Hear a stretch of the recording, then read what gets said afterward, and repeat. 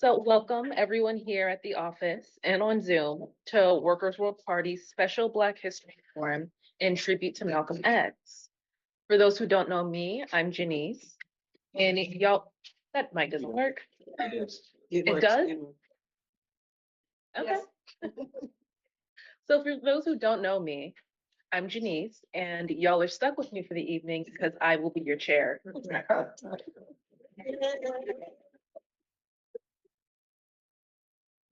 Before we hear our first speaker, the party wants to acknowledge the release 2 days ago of Leonard Petier,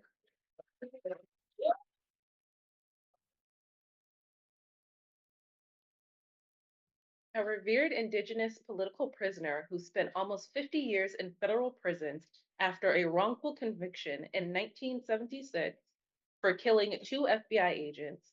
Similar to Malcolm X, Leonard was a victim of the FBI's COINTELPRO terror campaign during the 1960s and 70s that targeted leaders of national liberation movements outside the United States, and in the case of Leonard, the American Indian movement.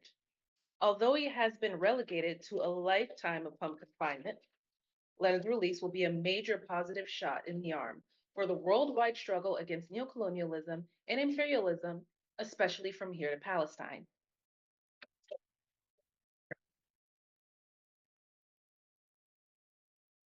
Now, the people you see here are panelists. They will each speak and discussions will take place after everyone's done. First, we will hear from Monica Moorehead, a Workers' World managing editor and editor of the book Marxism, Reparations, and the Black Freedom Struggle.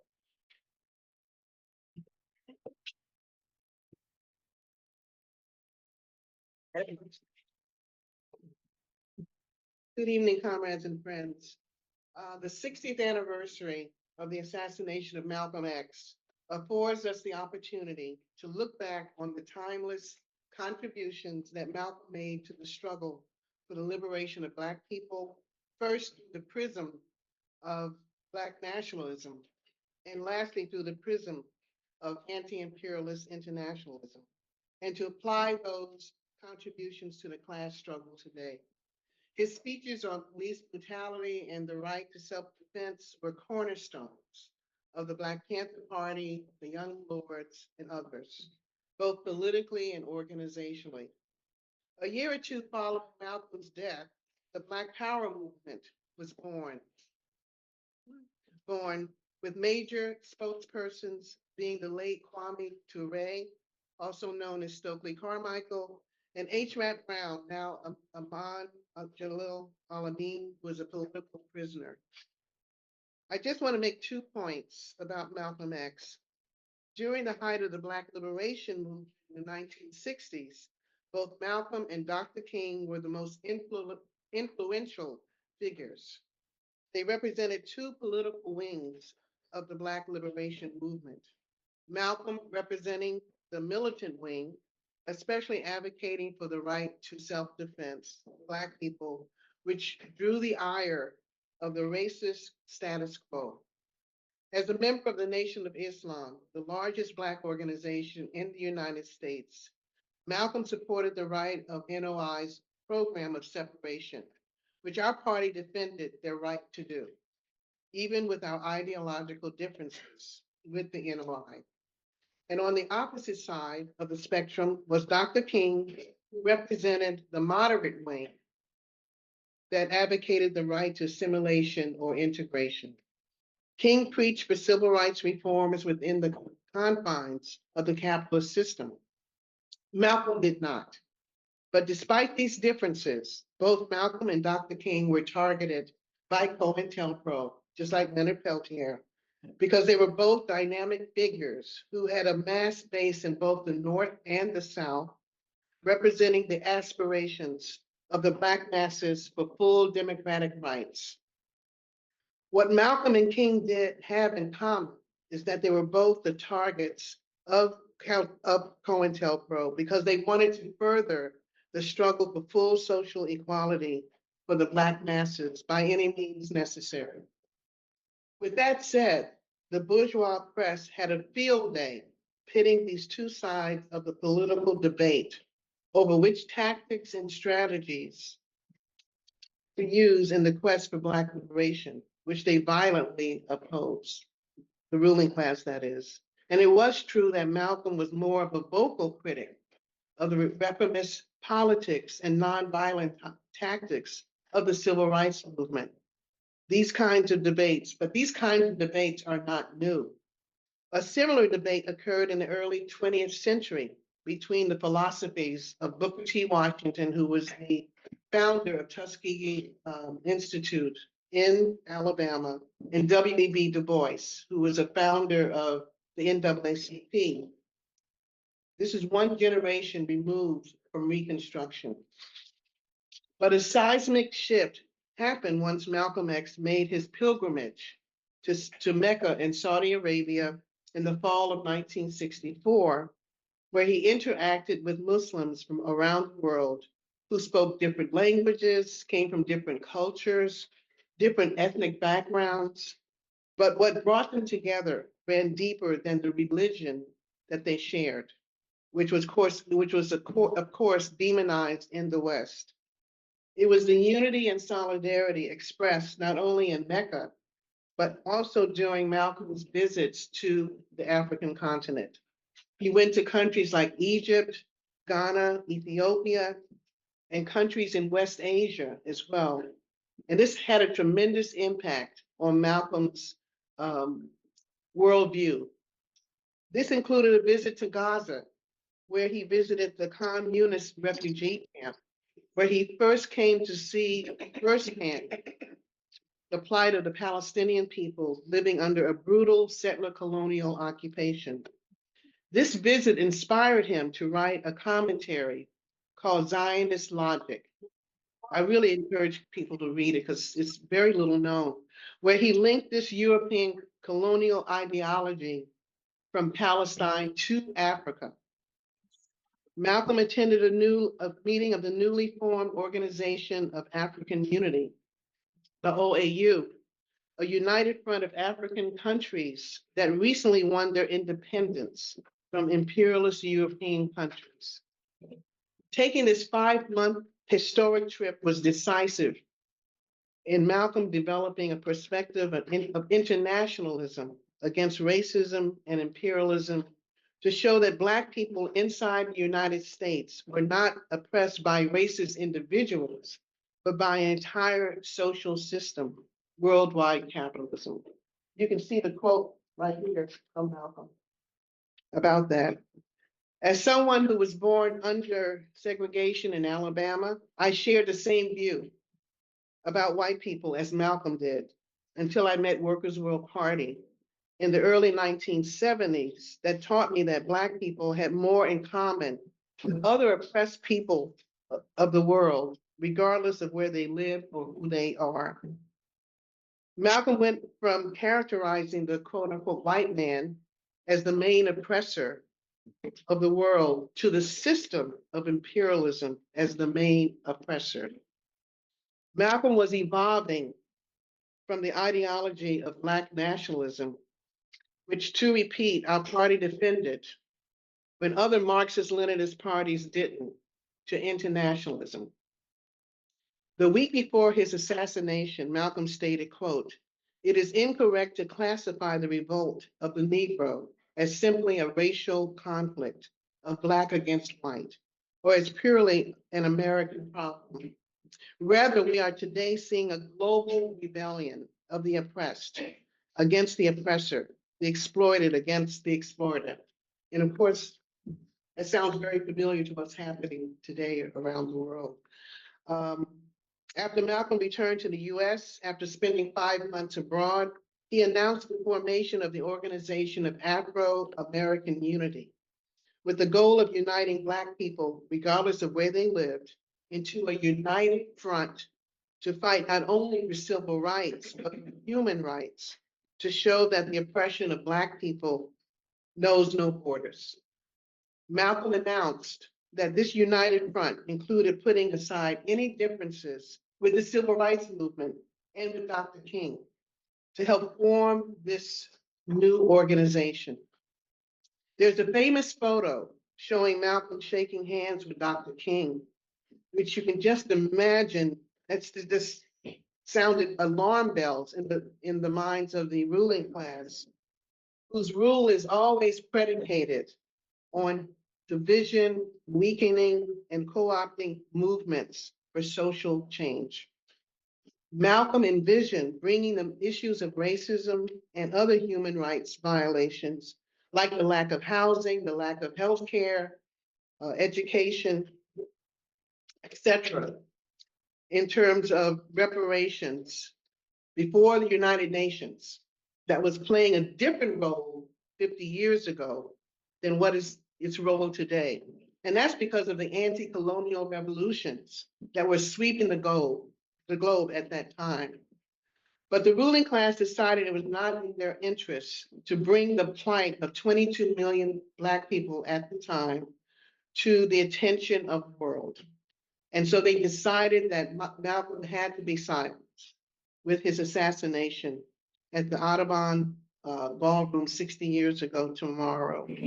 Just as they decided that Dr. King had to be silenced 3 years later when he declared that the Vietnam War was quote unquote immoral. And he linked that war abroad with the war at home in the form of racism and poverty. But as Black Panther leader Fred Hampton once stated, you can kill a revolutionary, but you can't kill revolution, end quote. And this certainly applies to Malcolm, especially 60 years later, with all that is happening with the current white supremacist Trump-Musk regime and their billionaire allies attacking our class. It's safe to say that the lessons and spirit of Malcolm X to never remain stagnant. This is one of his greatest contributions. He never remained stagnant in terms of his views. And he was always evolving. And as he did, will continue, and he will continue to influence and inspire revolutionaries and activists around the world, including the younger generation. So Malcolm X presente.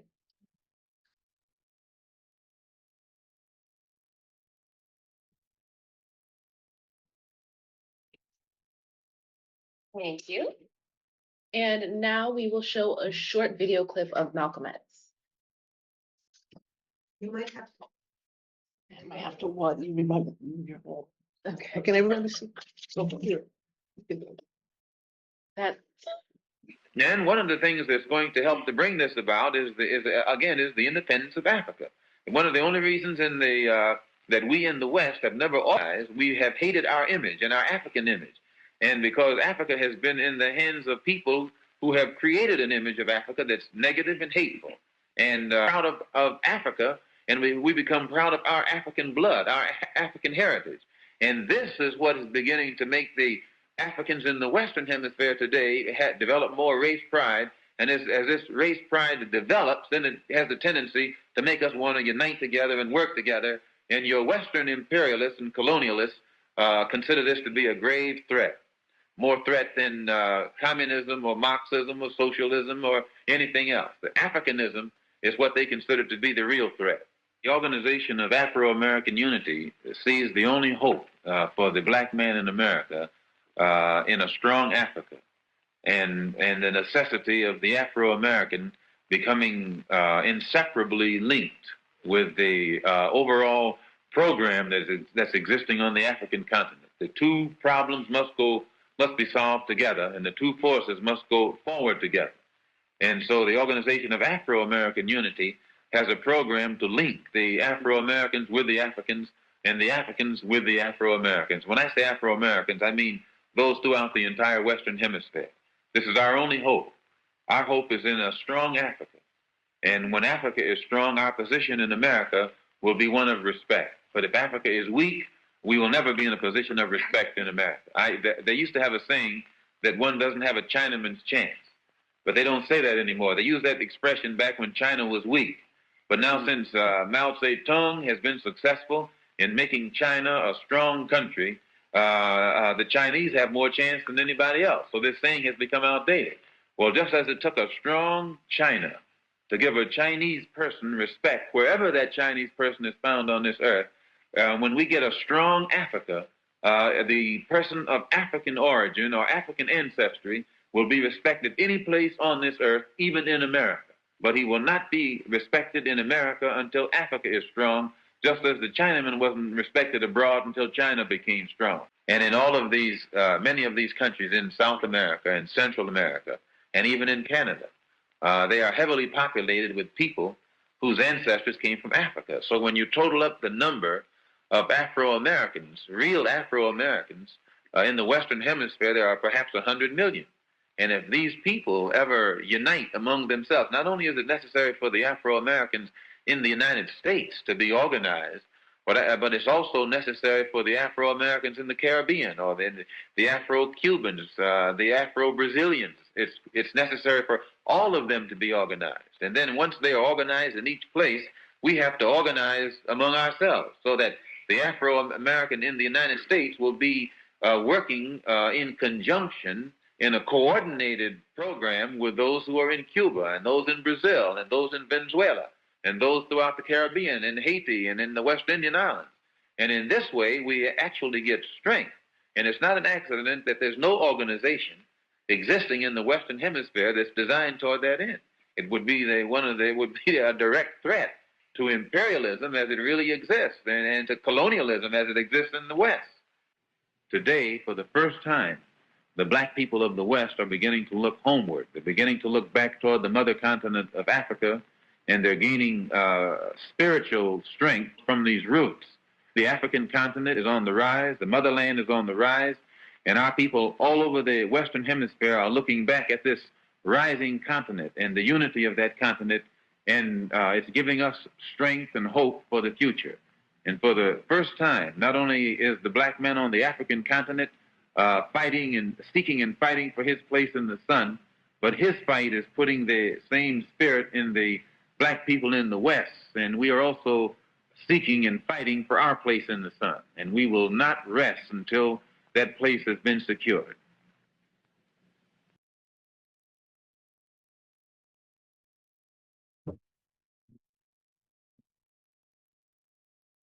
Okay, well, I'd scoot back in place. We'll hear from George Qarmout, a Palestinian activist and organizer with the Masar Badil Youth and Student Network.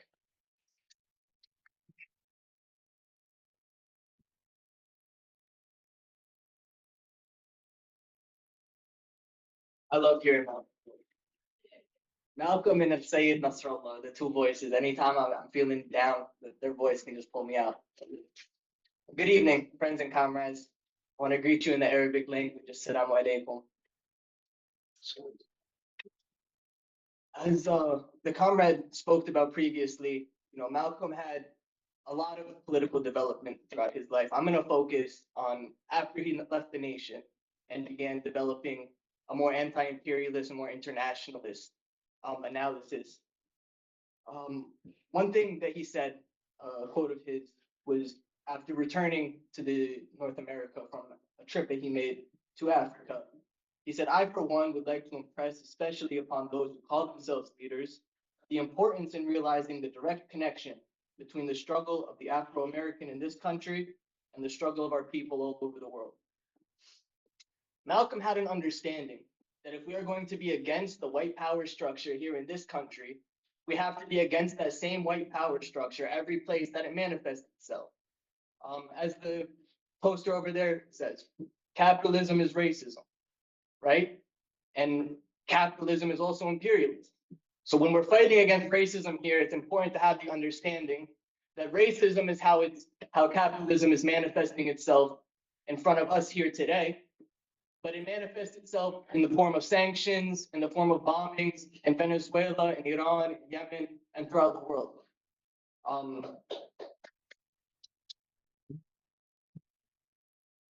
This understanding that Malcolm had was really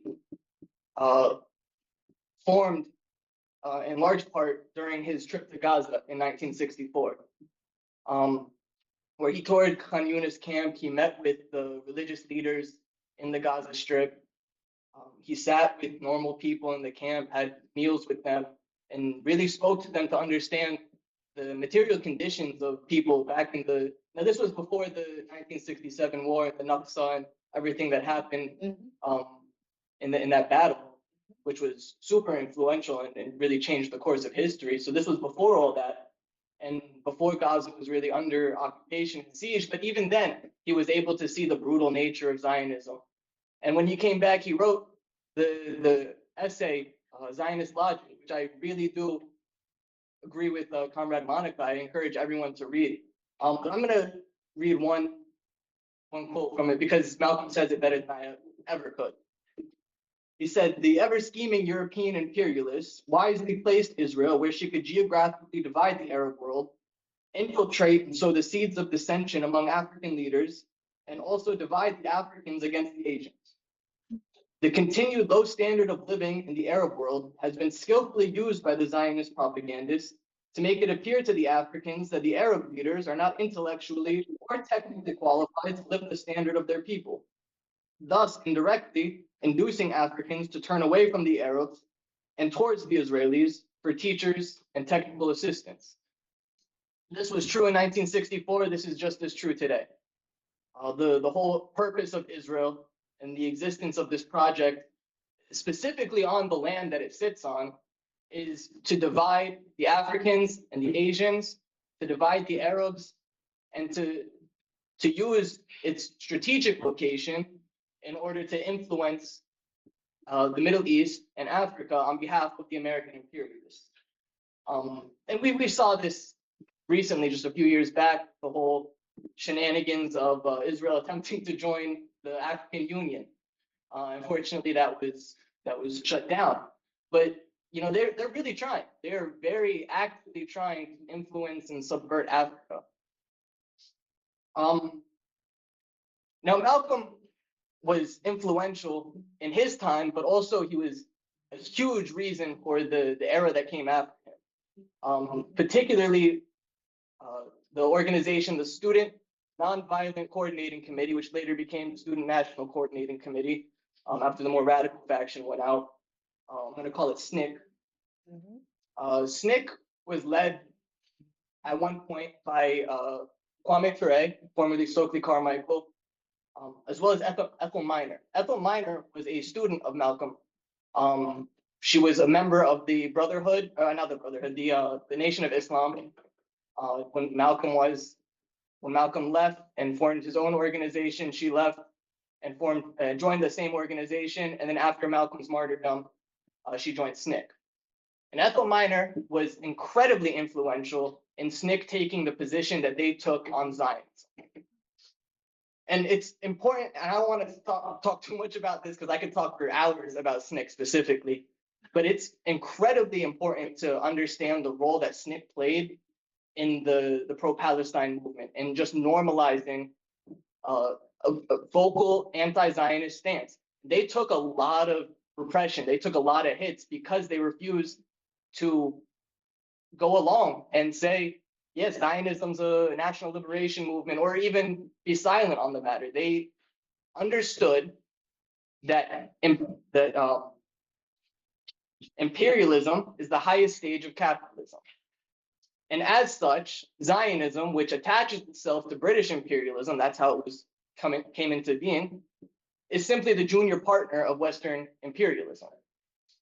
And so while they were in the South organizing among the working class people in the South, they were also educating and learning and reading about just capitalism and imperialism.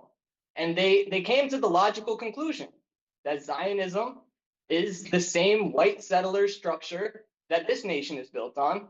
And thus there's no room for any revolutionary, but nonetheless a conscious person to be even, not picking a side on the matter. It's very clear.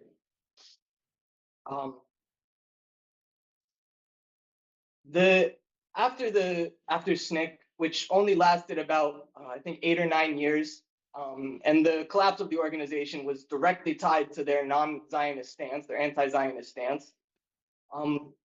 We saw the rise of the Black Panther Party. And several ethnic leaders were also involved in the Black Panther Party, namely Kwame and H. Rap Brown. But the Panthers are very interesting to me. Let's start by this. Does anyone happen to know the 10th point of the Black Panthers program, just off the top of their heads? Like education? It is the land. We demand land, bread, housing, education, clothing, justice, and peace. I love that so much because first comes the land. And that's an understanding that we as Palestinians also have. And this is something that Frantz Fanon wrote about, that the most important thing to the colonized person is the land. And then after the land, it's bread, housing, education, clothing, justice, peace. All of that stems from the land. It is the land which houses us. It is the land which feeds us. It is the land which gives us shelter. And that's a critical thing to be understanding, especially in a national liberation struggle. And now at that time, many people were not considering the Black liberation movement a national liberation struggle. Many people considered it as the Palestinian struggle today, a struggle for rights, a struggle against apartheid, a struggle for civil rights. And we saw in all over the world where these national liberation struggles failed to fully acknowledge the full character of the national liberation struggle and merely fight about rights and civil rights and equality, that you end up not winning. You end up not becoming free. Maybe you get a couple rights, but if we look at South Africa, now thankfully the Economic Freedom Fighters Party is still taking up the role, but there was never land redistribution. The same settlers who owned all the resources in South Africa prior to the fall of apartheid still own all the resources in South Africa after the fall of apartheid. And that cannot be our struggle. As Africans or as Arabs, we need to understand that our dignity, our power, peace, all of it stems from the land. And that's something the Black Panther Party understood very well. Another thing that I find very interesting about the Black Panther parties, and this is something that comes from Malcolm X's teachings, was their armed neighborhood patrols. It reminds me very much of the situation of the Palestinian resistance in the West Bank. In the West Bank today, you have the Tulkarm brigades, you have the Nablus brigades, you have the Jenin brigades. These are localized, generally in refugee camps in the West Bank, just the youth of the camps arming themselves and taking the security of their neighborhoods and their people into their own hands. Every time the Zionists or the traitorous Palestinian Authority try to enter the camp to make arrests or make assassinations, the sons of the camp rise up with weapons and defend their people. The same way that the Black Panther Party would patrol their own communities with weapons, with guns, and protect their people against the racist pigs who would come in shooting people on an almost daily basis.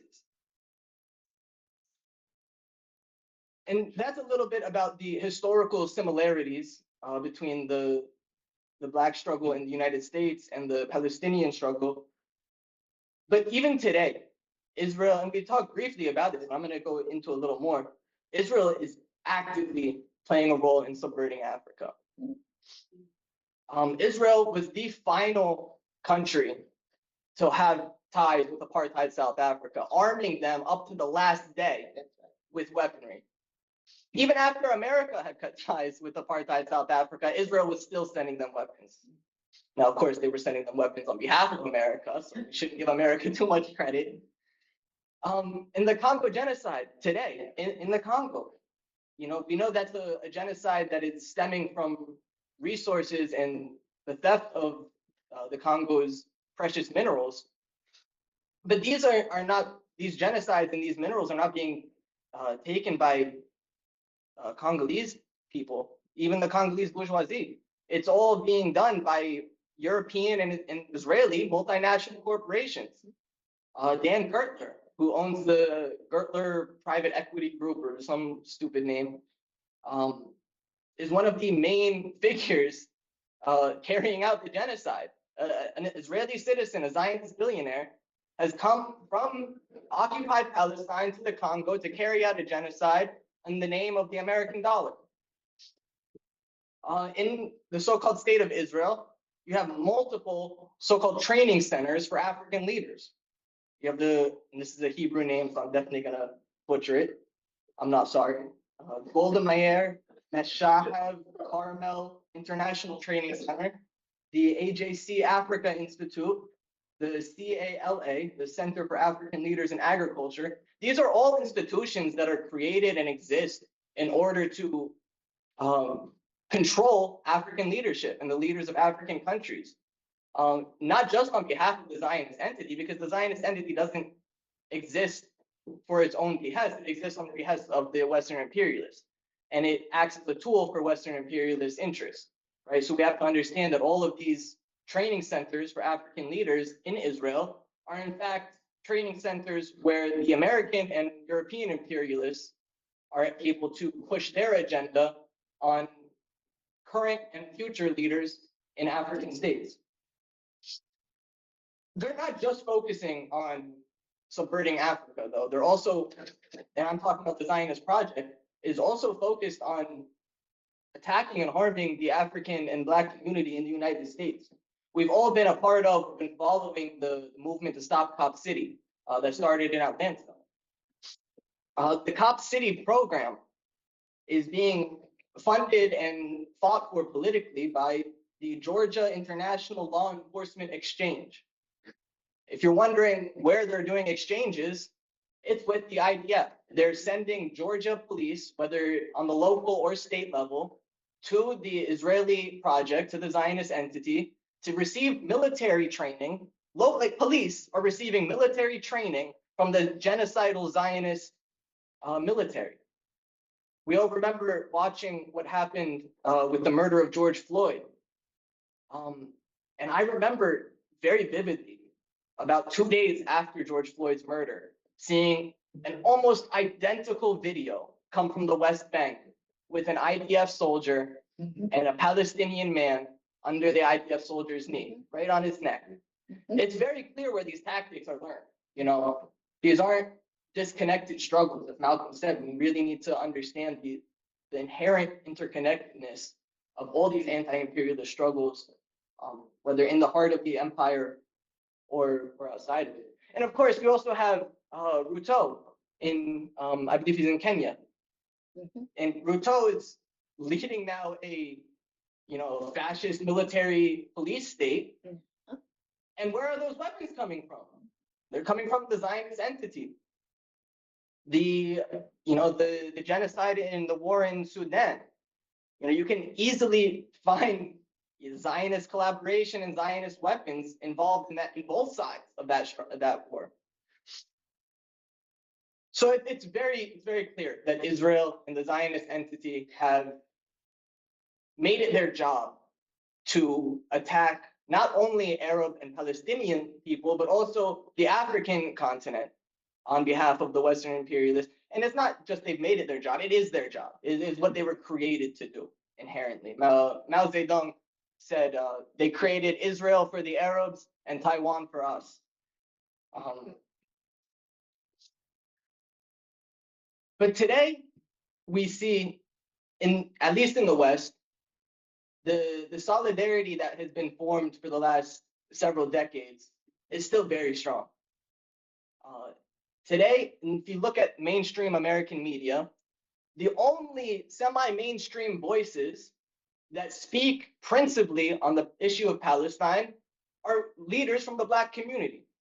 This is the only community that has consistently stood with the Palestinian people in the imperialist core. Also, when George Floyd was murdered, we saw in the West Bank huge protests claiming Black Lives Matter, claiming, condemning the racist American police.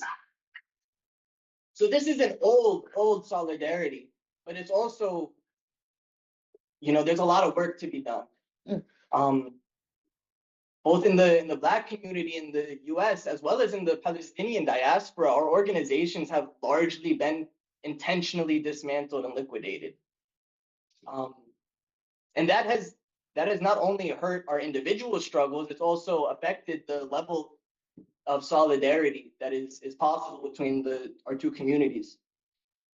So the most important thing is that we begin to rebuild our organizations, that we reorganize ourselves in our own communities, and then begin rebuilding and strengthening that solidarity and that history of solidarity that has existed since the formation of the Zionist Project.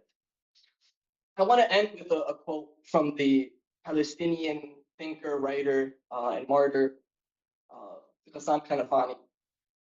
He said, imperialism has laid its body all over the world. The head in Eastern Asia, the heart in the Middle East, its arteries reaching Africa and Latin America.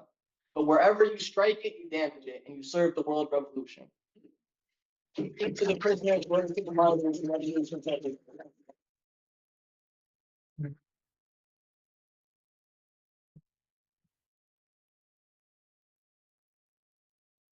And now we'll hear from Miss Betty Davis, co-founder of the New Abolitionist Movement, member of Black is Back Coalition, and longtime community control public education advocate.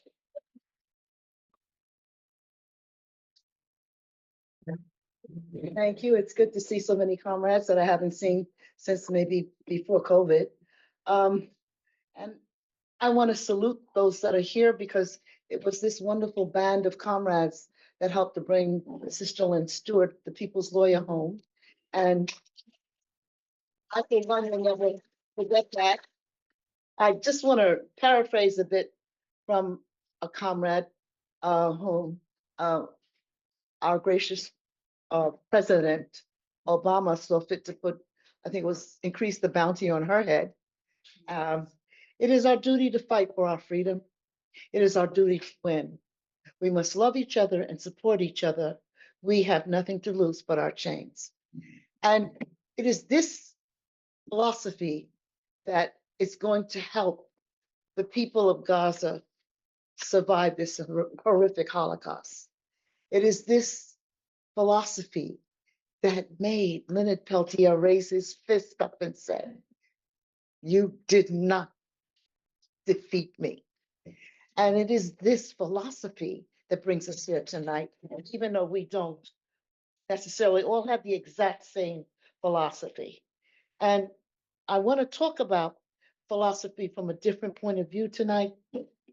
Our warrior to the right of me touched on it when he mentioned Stokely Carmichael, because I am supposed to talk to you about a freedom struggle that many people don't know about in this country. And it was called Community Control of Public Education. And I was very surprised when I was asked to speak on it here, because this is an organization that supports workers and therefore supports unions.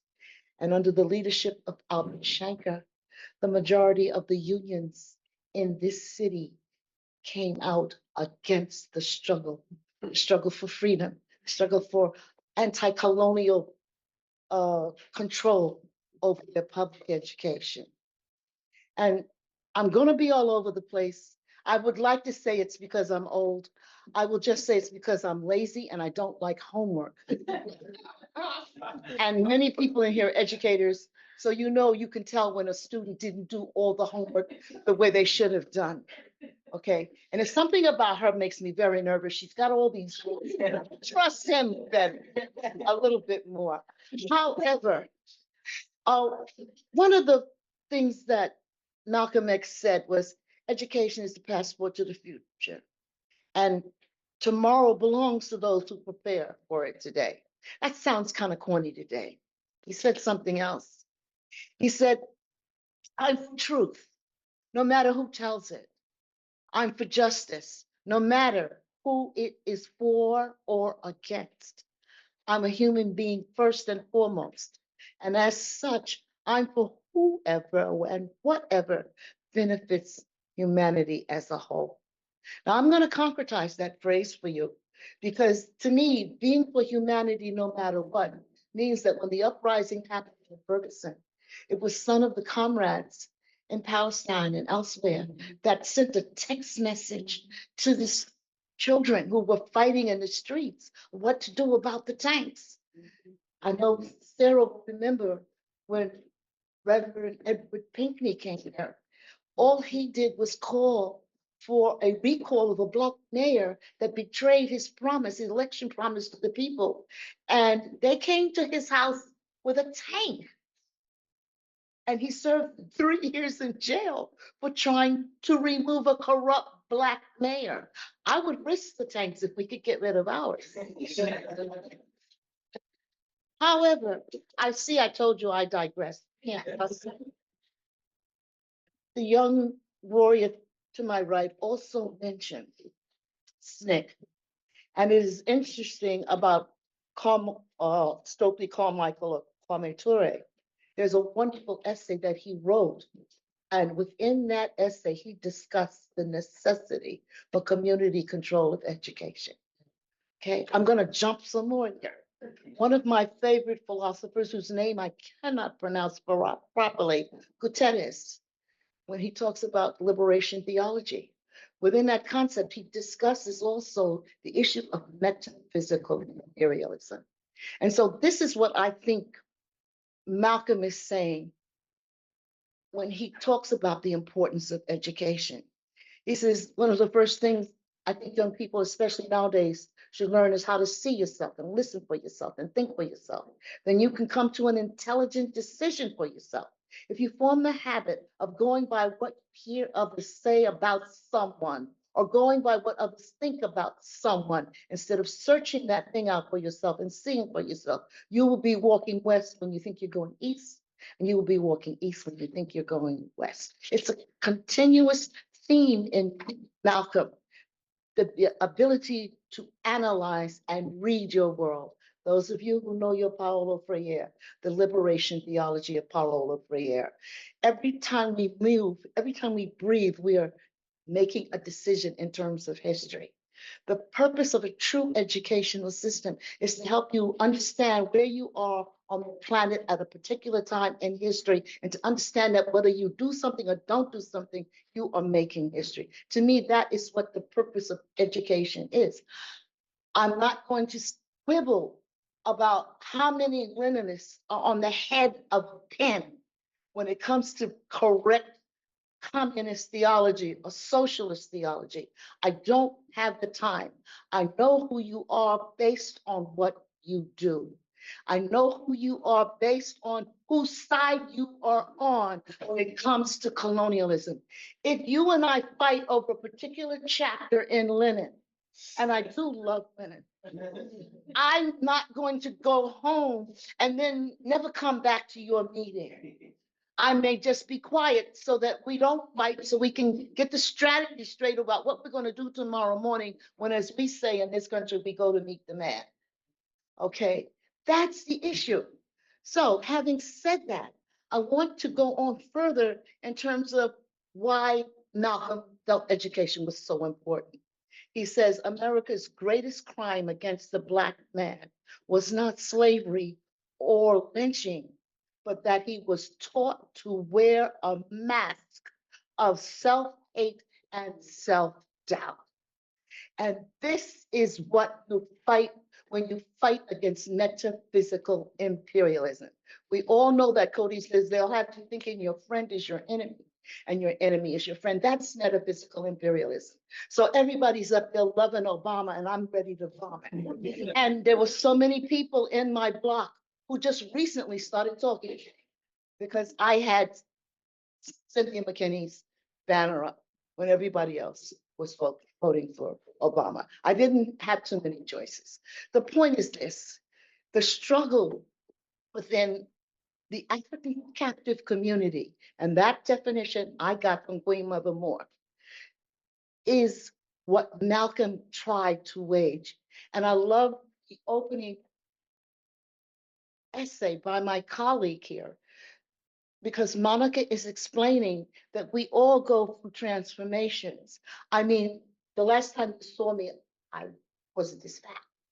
And the last time you saw me, I didn't have this much gray hair. Transformation. That's what life is all about, transformation. Whether you want it or not, you don't sit still. Your brain, you either use it, you either put it to work, you make it ask questions, you challenge it, or you lose it. And when I can't find the word, it's not that I can't find that word. It's that I haven't been using that word for a while. And it's gone because I didn't use it. And if I didn't use it, everybody will tell you I've still got a little energy. It's because I didn't need it for the war I was fighting at that particular time. And this is what I loved about Malcolm. When he finally came out of the silence period that the Honorable Elijah Muhammad had sentenced him to, because I think he said chickens come home to roost, and everybody clapped and danced when he said it because it was true. We know how many assassinations Kennedy was responsible for, especially in South America.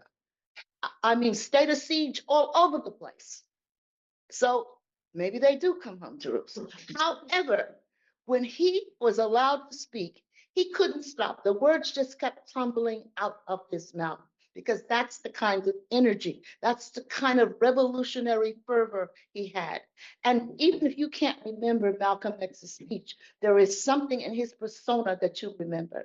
And that persona is what we mean when we say it is your duty to struggle, it is your duty to win. You cannot let them convert and transform us into these beasts who would wipe out a whole nation. I couldn't believe how naive I was. I thought this was going to stop before it got to this point. And then I had to face the reality that capitalism can't stop.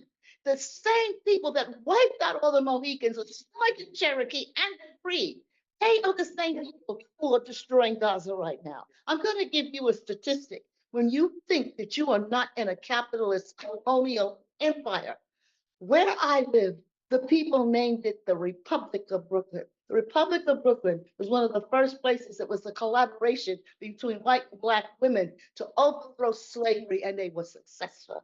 The Republic of Brooklyn. Okay, well, there used to be 200,000 Africans in the Republic of Brooklyn. This misleadership class person became the borough president. And then he became mayor. And within 20 years, 200,000 Africans are gone from the one area that I live in called Bed-Stuy. To me, that's my Gaza. I didn't know how much I was grieving until I saw a documentary on old Brooklyn. And it was all I could do to keep from collapsing in horror. And so I'm not going to say I understand what the people of Gaza are going through, but I want to know where our people went. And that's if just a fraction of that is what they're going through. Then this is why we fight colonialism. And this is why Malcolm could not stop talking when he was finally released from being censored. But who's going to release us? All right. When I grew up, they told me I lived in a ghetto. When I graduated from college and was introduced to Queen Mother Moore, she said, I wish people would stop using that term. She says, in a ghetto, you control every dollar that comes in, you control every dollar that goes out. You may be poor, but you control it. The way the mafia controls their territory, the way the Irish have been in the same community physically since the time they first stepped foot on American shores. They have been in that area of the United States. Nobody has gentrified them totally out of their territory. Nobody has moved them off their reservation. But they move us every time they want to. That's the colonialism, and that is why Harlem loved and worshiped Malcolm. He was their shining prince because he stood for them to have a homeland where they could rest and come home and not worry about 51 shots. They would not have to worry about fires. When I grew up, by the time I was 3 years old, every time I saw a fire engine, I would run and scream and hide. I associated fire engines with death because I grew up in a tenement where there were fires all the time and I saw burning bodies jumping out of the window. So to some people, they hate the projects. I love the projects. I love NYCHA because I'm Farragut and I'm Farragut Projects and I'm proud of it. I was safe there. No fires every other night. That's capitalism.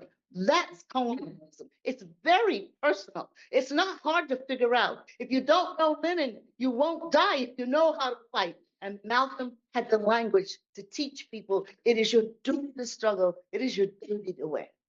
And so I feel that we need to understand how we came to the point that we translated the concept of what Malcolm and the Panthers were talking about into a struggle against colonialism. We controlled nothing in our school system. I got my first job in a school in Harlem across the street from Harlem Hospital because Ralph Pointer said to me, um, I came to hear him speak at a union meeting for social workers. And I wanted to kill him by the time he finished because he said socialism in America is dead. They're going for a police state. They won't need social workers.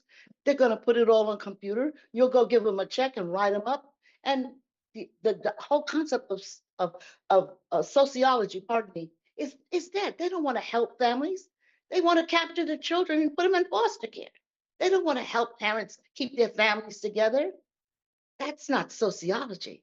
They're out to criminalize families. When he finished speaking and I went up and criticized and talked to him, he says, what do you do? He says, no, you've got to become a teacher. We need somebody like you in front of our kids. And that's how I ended up in this school in Harlem, teaching in a Black school that had named itself the Henry Highland Garnett School. And you know Henry Highland Garnett said, let resistance be your motto. The parents had named it there. So then I studied the history of this school. This school, the parents refused when there was a strike to close their school. They said, this is the people's school.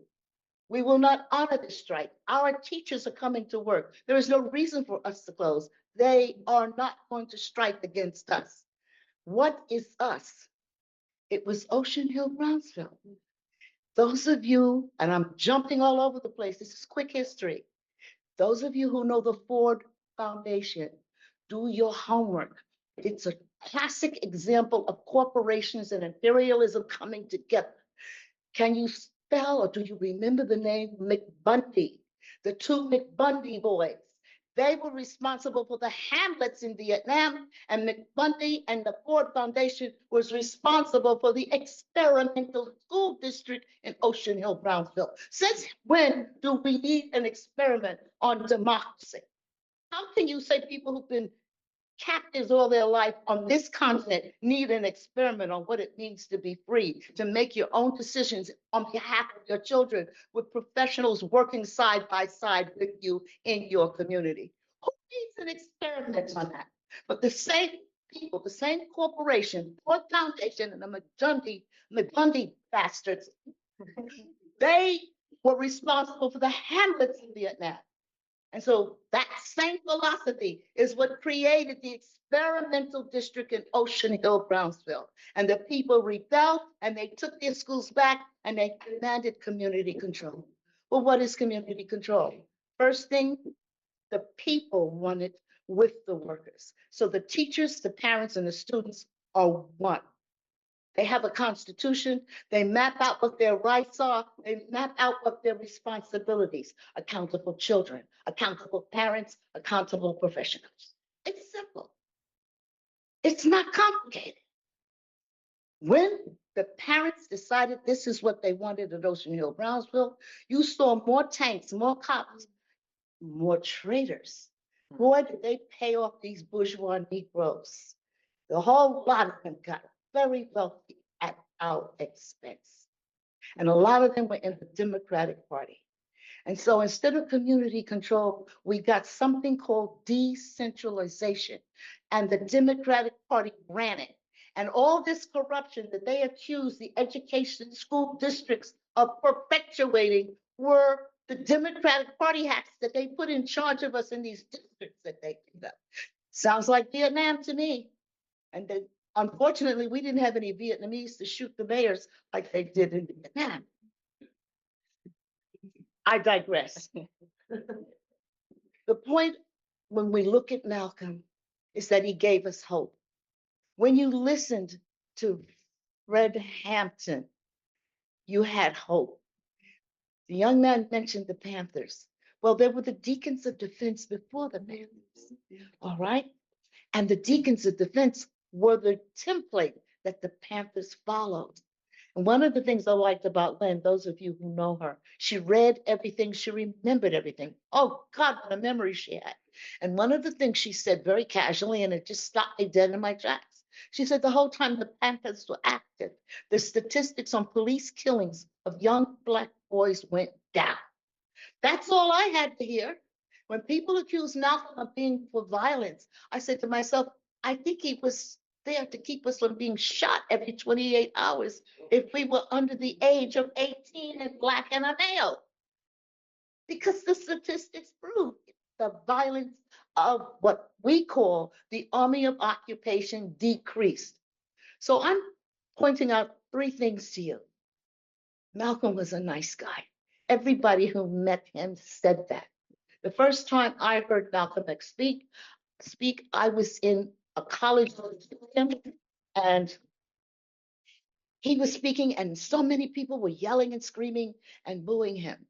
And he kept his cool. And before the end of that speech, everybody was listening, and everybody was saying, oh, he wasn't about raving, ranting, and yelling and putting you down. But he had a passion in him to be free.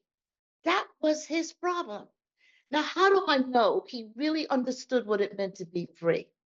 He is one of the few leaders that we have had in our culture that could flip the script on the white ruling class media. Everybody was saying, oh, the Negro problem, the Negro problem, the Negro problem. And Malcolm said, what do you mean the Negro problem? And this is one of my favorite quotes. Here we go again. If you stick a knife 9 inches into my back and pull it out 3 inches, that is not progress. If you pull it all the way out, that is not progress. Progress is healing the wound, and America hasn't even begun to pull out the knife. So how could you call it a Negro problem? He flipped the switch, and you haven't heard that word since Malcolm. You haven't heard that phrase since Malcolm. Genius. He understood, even though he probably never used the word metaphysical imperialism. Metaphysical imperialism. And we all know the story of the black doll and the white doll, and how the Black children chose the white doll over and over again. That's not just a psychological video. My first year of teaching in the school that Ralph Pointer told me I had to go and put something back, I had first grade class. And you always have to have the children draw themselves the first day of school and name themselves. And every child in that school, in that class that I taught, refused to color in their faces. And when I got the brown crayon and tried to get them to color in their faces, some of them started to cry. So I dropped the lesson. And what I did was, there were those days, Black is beautiful was everywhere. Again, we can thank Malcolm and SNCC and those people such as Ilambe Brath for that. And I got this beautiful picture of this little 2-year-old toddler, and she was Black, and she was chubby, and she was carrying a red, black, and green flag. And I put it on the wall, on the chalkboard, so that every morning when the class came in, she was there. And so the following day, I said, can you color in your faces? And they didn't want to. I said, so why don't you want to? They said, because Black is ugly. Somebody said it. And I said, what color is that baby? And they said, well, she's Black. And I said, you mean she's not supposed to be loved because she's Black? So when Malcolm is talking about this thing of education and how they can make you see your enemy as your friend and your friend as your enemy, that is the heart of metaphysical imperialism. Oppression can take you and totally make you into a non-thing. And this is why people like Paulo Freire and Malcolm X and Guterres, and also let's not forget Castro with his liberation theology. If you got to go to church, for goodness sake, don't paint Jesus white. So with that concept in mind, to this day, I still look to Malcolm when I'm very, very depressed. And I'm digressing again, we went into that school and we decided with the parents to support them that they had the right to say their school would be open during the regular school original calendar and closed during the regular Easter calendar holiday. That was a revolutionary act. A colony follows the script and the timeline of the oppressor. Free people decide their holidays. Free people decide when they will go to work. So it was a revolutionary act. We were in that building. How did we get in? A worker suddenly lost his keys. Who was the worker that lost his keys? It was a Black custodian. We didn't have a Black custodian. It was 1960s, and there was no Black custodians in the school. Ralph went to put the first Black custodian with some parents who were from the Caribbean and had these fruit knives. They made it clear to the union, this is our custodian. He passed his test. He's been working here for 20 years. You mean he can't control people who have a mom? He can't be in charge. He can't get that salary? They refused to listen to it. I know you think I'm crazy. We did not have a Black custodian. So you know darn well we didn't have Black teachers. Place was 95% Black and 100% white staff. That's insane. That's colonialism. So they were taking every penny from our community and giving us nothing because the reading scores were low and the kids were getting a social promotion. That means they promoted you and they didn't give you the test results that showed you failed the reading test.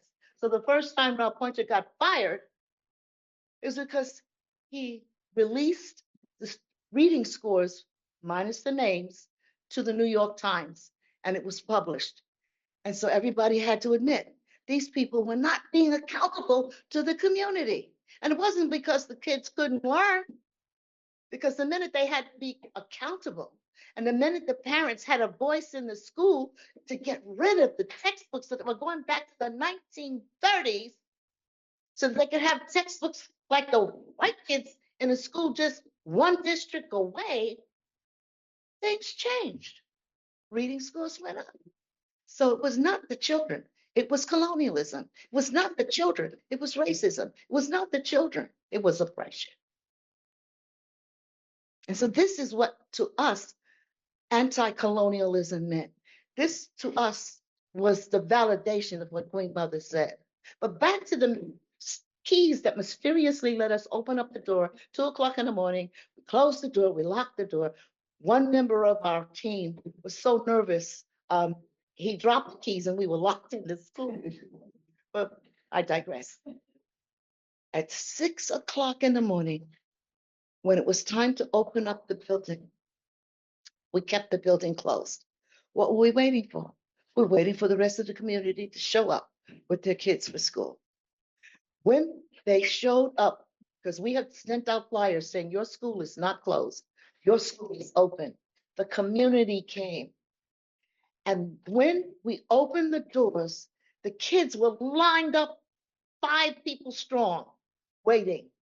When the police came and stepped in front of the gate, the children, the 6th grade, 5th grade children climbed over the tops, climbed over the fence, and came into the school. Well, that was it. But of course, when the police eventually entered the building, some of us were not kind to the cops, and Ralph ended up being arrested. But it didn't stop the struggle, because by then the Panthers came, and the Youth Against War and Fascism came. And when I was about to be snatched by a cop, this white girl, skinnier than her, stepped in front of me, and she punched this cop out. And then the next one punched her. She went flying in the air. But that was the end of the struggle. That broke them. Because if they had to fight white people who were protecting Black people, that was too much, shall we say, education for the rest of the world. The struggle for community control of education was about taking the buildings. We did this all over the city. But if you read the story of Qarmout or Kwame Ture. He identifies what colonialism is and why you must have community control of schools. You must also, I hate to tell you, you need community control over your unions. Because if you had had community control over your unions, the South would have been unionized for real. And you would not be going through what we're going through now. The minute, what was his name, Walter Reuther, decided not to unionize the South, you could kiss the union movement goodbye. You need to have community control over your unions because you need a general strike. And if you don't get a general strike, you're going to lose your country. Thank you.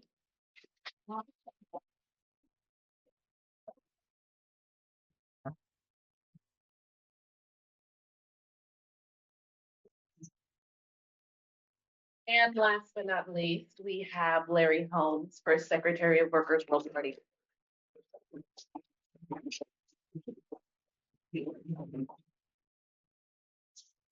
There's actually some people who are beginning organizing for a general strike. I don't think they think it's going to happen tomorrow or even in 2025. But it's I don't know how they're doing, but it's an interesting idea and certainly a timely idea. Of course, it depends on your conception of a general strike. Sometimes that means, all the workers, not going to work. And sometimes it means occupying your job place. Sometimes it means just shut shit down. Yeah. Whether you whether you got a job or not, the Palestinians have, I like their view of a general strike. Everybody out in the street and shut everything down. I think that's the modern, practical exercise of a general strike. But Malcolm X, I think, would be very pleased if he were alive today. And the reason why is that there's a worldwide revolution going on. And I don't mean that in a hyperbolic way or wishful thinking. It's actually going on. I don't know if people. I think that people don't think about that. They think about what's in front of them, paying bills, et cetera, or whatever they're worried about. Who's coming after them? Even a lot of political activists, I'm not sure they think that way, because we're all in whatever movements that we're in, and we're motivated by issues, solidarity with Palestine, community control, whatever it is, fighting for a minimum wage, fighting the destruction of climate and the existential threat that the planet is in. But there is a worldwide revolution going on. And the bottom line is that US imperialism is on a decline, Yeah. and tremendous countries like socialist China is on the rise, along with most of the rest of the world, and particularly the global South. Mhm. And that revolution, is uneven, and there's setbacks. And it takes many forms, from Palestinians, taking up arms to fight for their freedom, to some other country, developing economically, so they can have some level of self-determination, and that's happening a lot with the help of China and, to some extent, or associations like the BRICS. I think y'all familiar with that, the Belt and Road Initiative. There are other things I don't even know all of them. Sarah knows most of them. Some other comrades may know. So this is no longer a world where U.S. imperialism says jump and everybody says how high. Those days are over. And with that, U.S. capitalism and the entire capitalist system is being challenged in a way that has never been challenged in history. It's important to bring these out, comrades, because I don't think people are thinking about that you know, understandably, naturally, they're focused on what's in front of them. But, you know, these are opportunities for us to discuss what people don't see. Some people see it, but what people don't see. But that doesn't mean it ain't happening. There's a worldwide revolution that is profoundly changing the world situation, and it's gonna continue to do that. And I'll tell you, the historical context of it is the waning days of capitalism. Capitalism in its death throes, capitalism in its end phase. We're not putting that to a time frame. You know that we can't do that. But you know, the worm has turned. You know, this is the situation. I mean, you know, South Africa voted some time ago to expropriate some of the land that is held by the minority white settlers. They've had it, you know, well, overthrowing apartheid did not change that. I think it's like 95% of the land. You know, they're not, just to be clear, they're not expropriating it all. They should, but they're expropriating some of it to give it back to the people. And these white supremacist billionaires like Elon Musk was an Afrikaner, and Trump, no, you can't do that, you know. And the U.S. has suspended all aid to South Africa. But here's the thing: China said, we'll match dollar for dollar plus what the U.S. is taking back. That's the new world order. Cuba, which is still, you know, its economy is crippled by the U.S. trying to starve it. Tremendous deprivations, and it creates, in addition to, you know, just hammering the standard of living, it creates political problems. When people are hungry, that's when, you know, the CIA and whatever, that's when you can mess with people, send agents in there, whatever. But the situation is improving. And I'll tell you why. Because now you've got another center in the world where China's at the center of that. And Cuba just joined the BRICS. So, you know, that's not going to solve, I'm not saying that's going to solve their problem overnight. They still got a ways to go. They still got to, you know, they're still struggling uphill. But all of a sudden, you understand, things are a lot better. See, you know, the big news that's all over the bourgeois media, perhaps over social media, I'm not sure, is that, you know, Trump is ending the war. There was the U.S. war against Russia, the proxy war. But this is not because he's a pacifist. Believe me, if Trump could do it, he would send the Marines and every bomb it got just to smash Russia, to subdue it. But they can't. He wants to end the war because they can't win it. There you go. There you go. This is a new world. If they can win it, they do it. But those days are over. They can't win wars, so they gotta do something else, you know. And that's what Trump's foreign policy is. A lot of the bourgeoisie, particularly in Europe, but also on this side of the Atlantic, they're like, oh shit, what's happening? You know, he's overturning the world order of the last 80 years, you know, that came about after World War II, where, you know, US imperialism was the top dog and they had their alliances. All that shit is being thrown under the bus.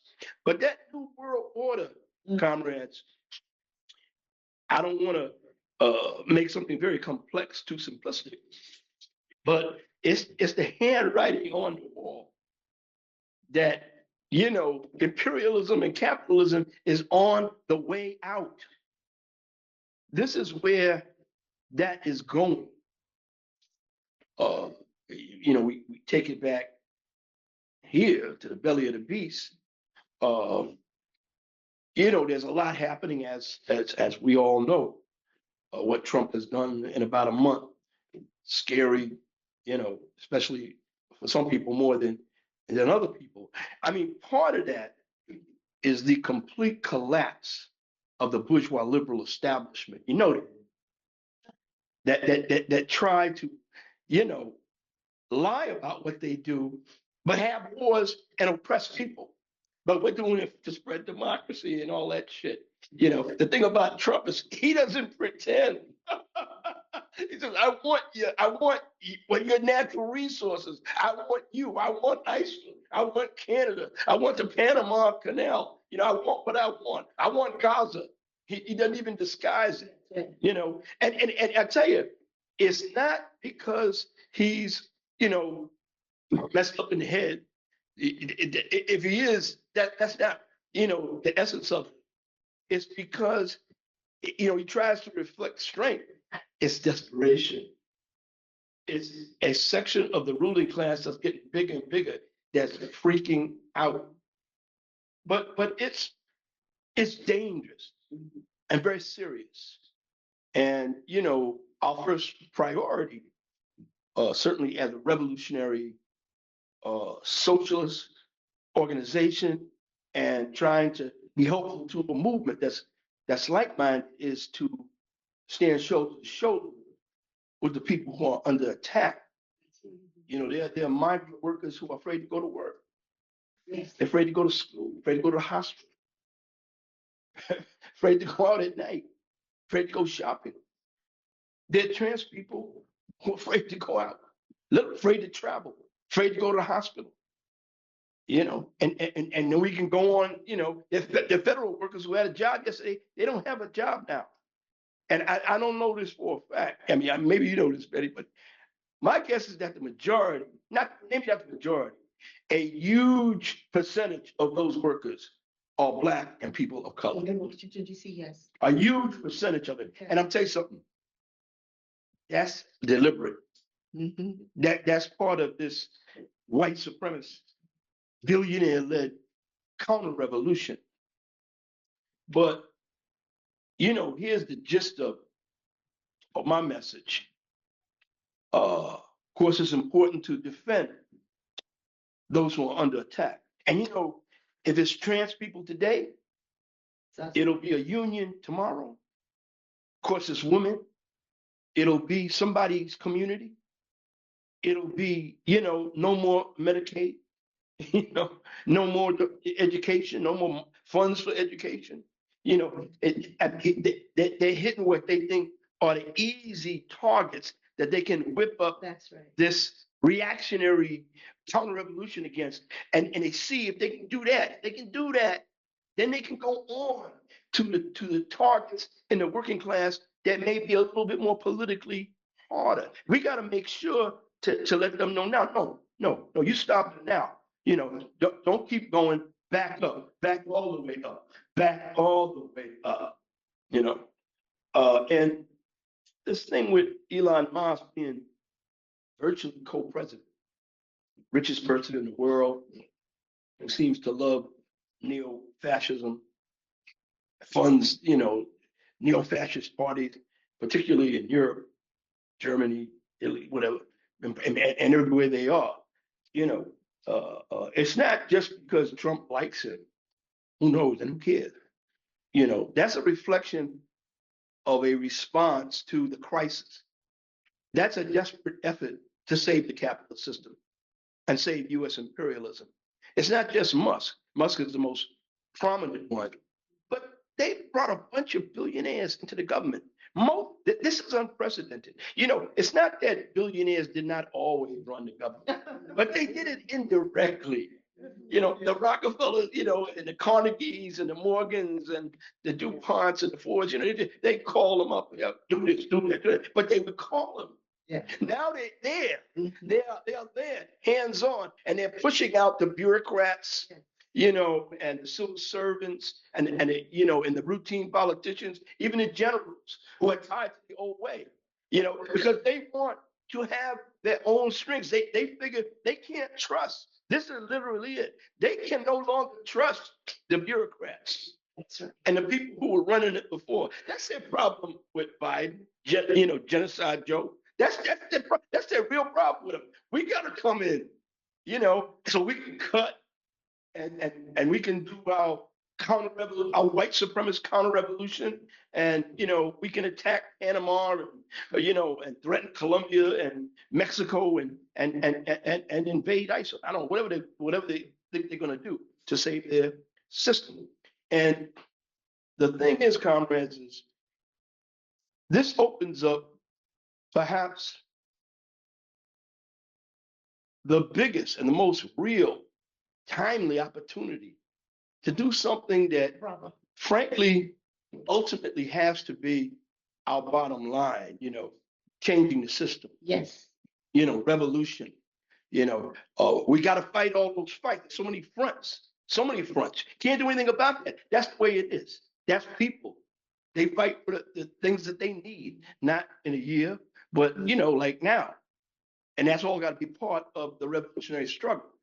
But the reason why I started talking about the worldwide revolution and why I felt that we have to become more and more conscious of that, and that we're part of it. Whether we can feel that, we're part of it. That's right. And the world is dependent on us. That's right. History is dependent on us. So what are y'all going to do? We're doing this. We're doing that. We're in Gaza. We're rocking. We're in Nicaragua. We're doing it. What are y'all? You in the belly of the beast. Can't you stick a knife in something? Can't you cut something? Cut an artery? Can't you get close to that heart? Do something to that heart. Give it a little bit of, myocardial infarction or something like that. And so I'm saying the bottom line that's probably one way or another in the back of a lot of our minds, that bottom line is no longer something that we can't see. It's on Us. the horizon. Yes, it's on us. And it's a chance because the billionaires, some people call it a coup, the billionaire coup, because it's more obvious who's running things. Mm-hmm. And in whose interests are things being run. There's going to be more and more anger. People are already angry. You see how people like what that young guy did to the healthcare CEO. Mm-hmm. I mean, that scared some people. Well, I tell you, they went too happy in the boardrooms of Wall Street after that shit. But that's just a reflection. That's just a symptom of the pent up anger that people have. Some people, people are ignorant. They may have even voted for Trump thinking that he was against the system, which is, kind of ludicrous, but, whatever. That's another problem. But there's tremendous anger. And it's our job to take this thing to the next level. Right on. That is why we are very much for opening up a new struggle. Yes. Yeah. However long it takes, whatever its, initial obstacles are, that don't matter. It's time. It's time Our duty. Yes. to open up a struggle against the dictatorship of the billionaire class.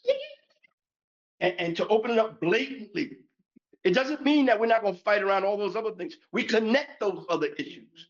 Amazon workers unionizing, Starbucks workers unionizing, Whole Foods workers unionizing, workers there, trans people fight for their rights. It's all, now people always say this, I've been hearing this for as long as I've been in the movement, which is more than half a century, connecting the dots. Well, now it's time to do it. Thank you. The world's getting smaller.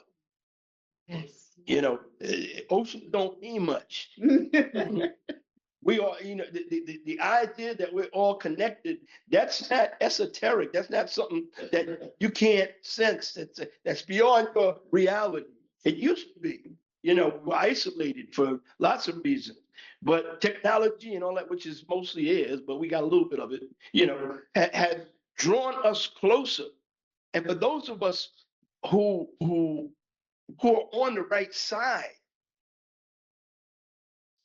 we now know, that we're not just, never were citizens of this fucking country. We are part of the human race. Yes. We are people of the world. We want solidarity. particularly with those who are really under the gun. And not just because we're nice people, which may or may not be true, or it is true, but because that is the way to complete the worldwide revolution. That's the way.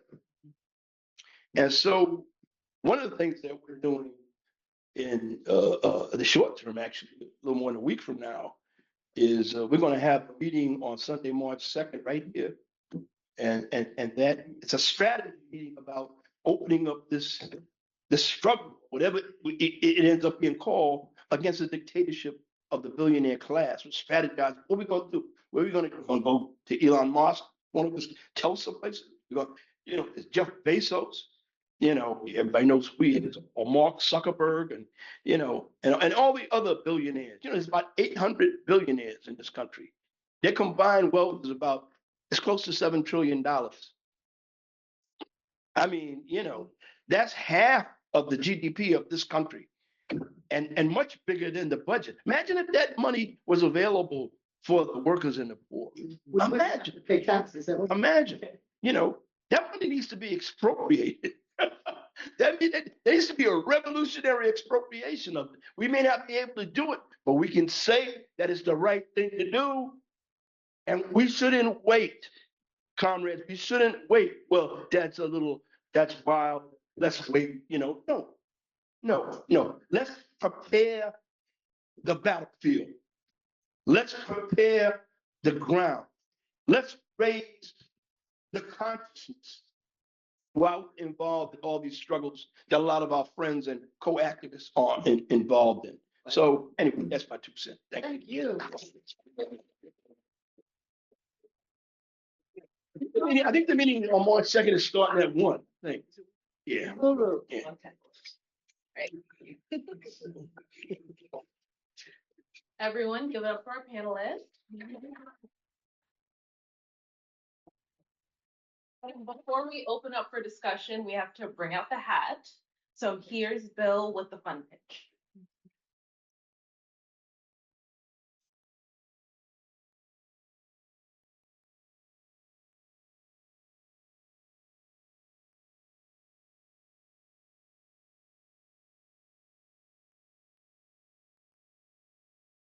Thanks, Clarence.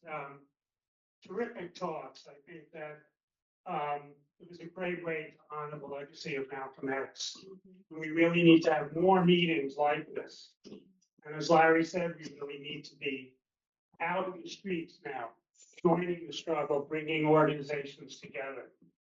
And until we can expropriate the billionaire funds, we have to rely on ourselves to raise our own funds to carry out that struggle. To have more meetings in a place like this, to raise money to maintain this office and make it available to new unions, to solidarity organizations. We need to be able to mobilize at a moment's notice when there's an attack on our class. And in order to do that, we have to rely on ourselves to raise money and to have that money available. Comrades may know that we're almost at the end of our recent fund drive. Our goal is to raise $50,000 to carry out the struggle for the next period. It's going to end in about 2 more weeks. We have fighters of a little over 40,000 right now, 40,435, and 35,000 has been paid so far.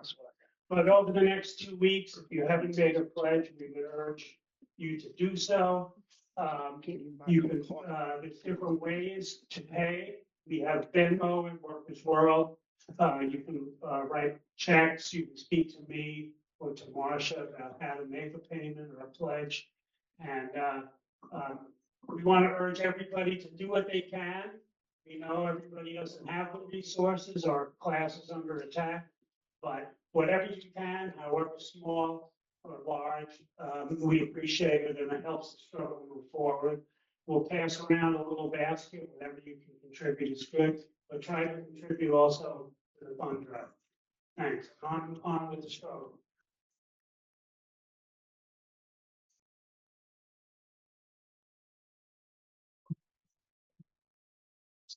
Okay.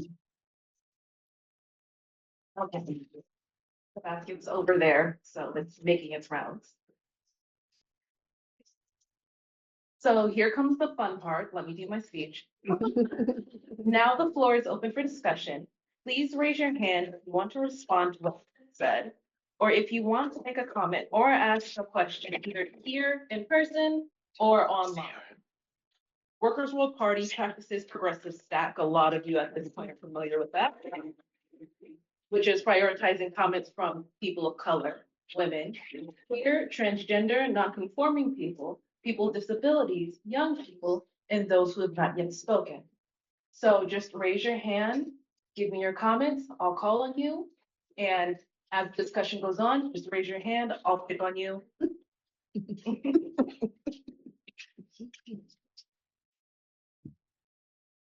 Someone's got to break the ice. You can be here all day.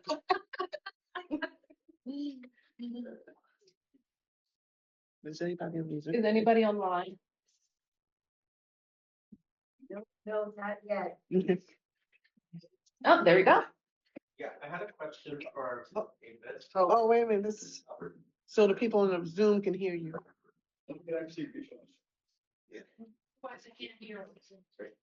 Hello. I had a question for Ms. Davis in particular. I'm an organizer with the New School SJP, and over the course of the last 2 years or so, we've seen the limitations of divestment as an organizing tool, specifically based on the administration, their lack of consideration for student staff and faculty. So we are looking for something a bit more to organize around. The conversation of university abolition came up in terms of our organizing, but I really like what you have to share about community education. The New School University. Oh, God, that's one of my alma maters. Yes. Yeah, the whole time we were there, we had a fight. Yeah, I was wondering if you had any advice, community education at the university level and being organized. What are your goals right now? What are your specific goals? I think divestment is the big one, but we do look at like union organizing on campus, for example. All right, that was one, I know, this organization was in solidarity with the new school. And I think you need to rev that up now more than ever. And I think in that community, you're going to get a lot of support. And one of the things you can do is look for different institutions that would support you for meeting spaces. Don't just meet in the school. Try to find community-based organizations to meet at.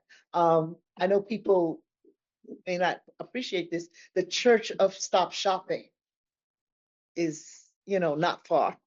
And they do a wonderful reach out for the so-called immigrants who are from Africa and dark skin and get even worse treatment, if you can imagine, than the immigrants from Central America. So I would recommend that you don't just meet at the new school. Try to find community-based organizations to meet in.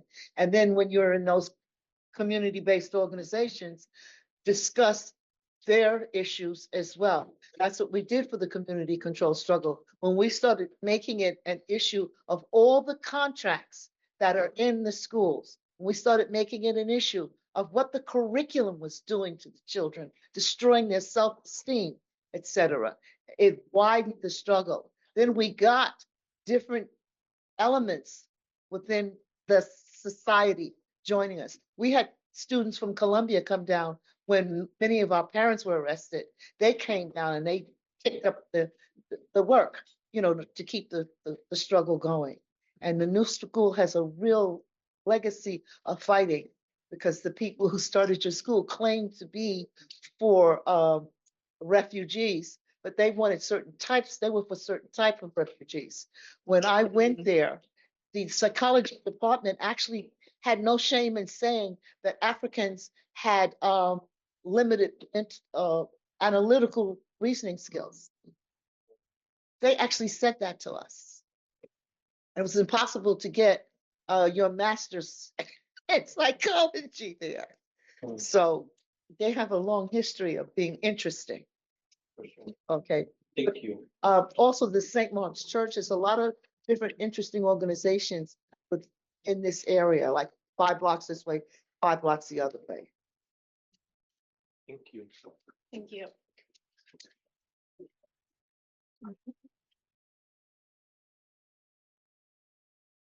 Who's coming up next?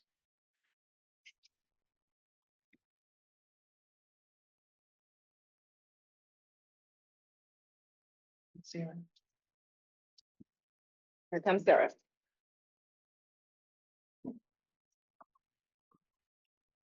Oh, come this way. Oh, come this way. Well, I wasn't prepared with anything, but just to keep the discussion going. Um, and actually, each of these panelists could speak on this, but a little bit more about how this is a new day. And this is a surprise that, you know, Trump, a billionaire, the whole gaggle of billionaires with him, they're used to having their way. Mhm. They think like that. The reality of this new day hasn't really hit. I do think it's what even gives confidence in Palestine. I know it's not going back to where it was before. And so all over the world, we could really think more about why this is really different. It's not going back. Consciousness is much higher. Also, where every country in the world can turn. I mean, the change throughout Africa is enormous right now because of that feeling of it's new. And the only game in town is no longer US imperialism, the IMF, the World Bank, and all of that. So anyway, just I thought it would be great. And there may be other questions sitting before this, so you don't have to answer right now. But I think that's a good discussion for us to have. This is a very new period. And, make America great again isn't happening.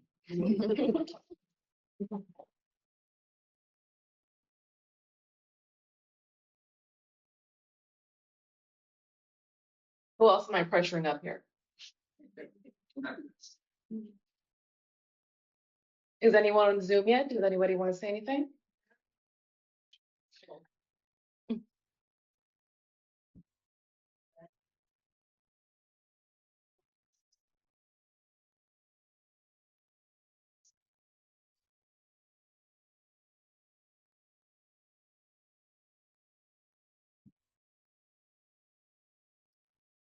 Somebody said on the but she wrote it and she didn't say it. Should I read it? Yes. Mhm.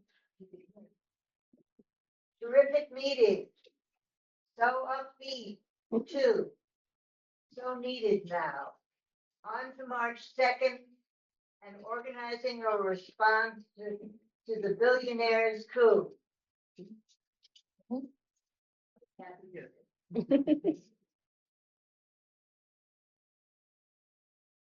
And me? Should I project or should I? Nope. Hi.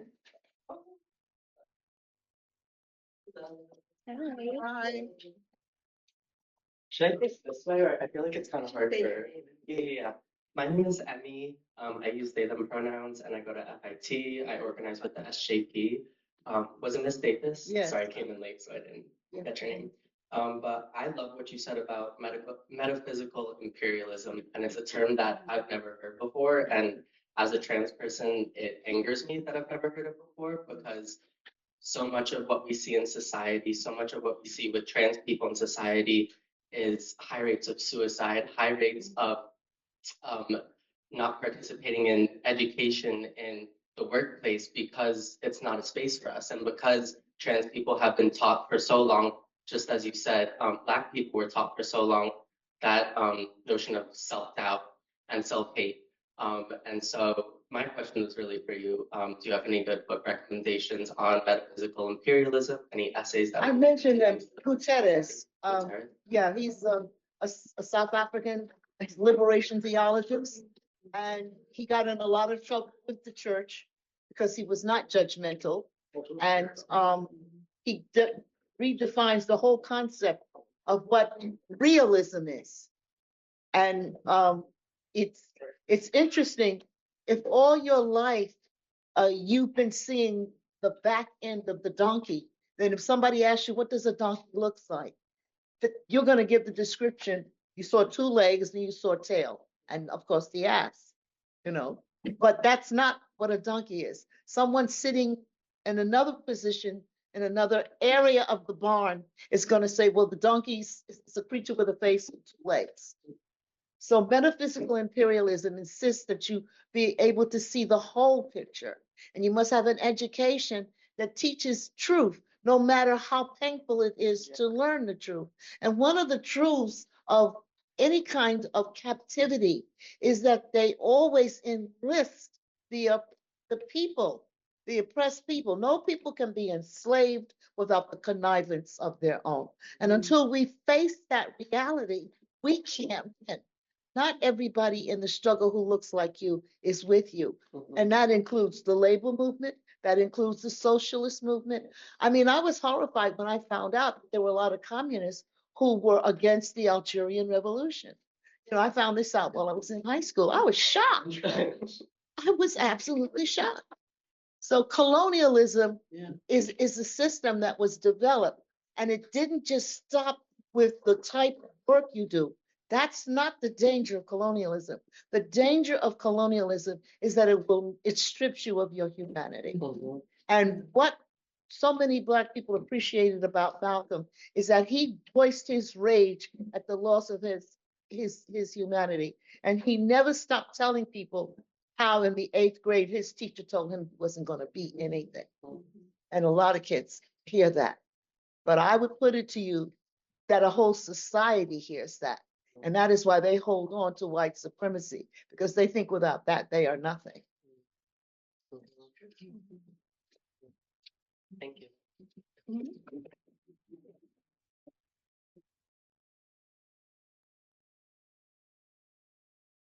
All right, I'll make a deal. 2 more people get up here, and then I'll release you with discussion. No, we'll give them a piece of cake. Don't problem too much.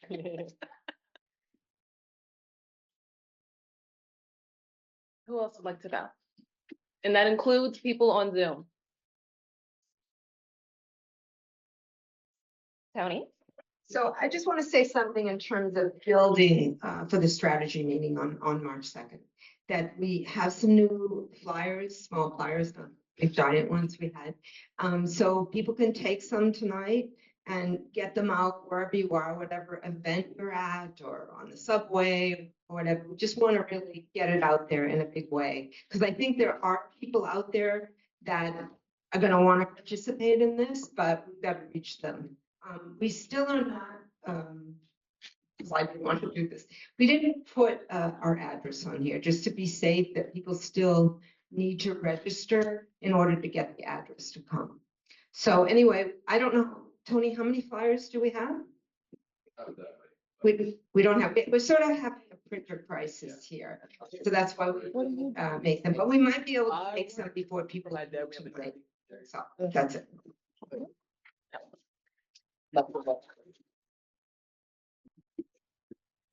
All right, one more. Who's coming up? We can stay until 11.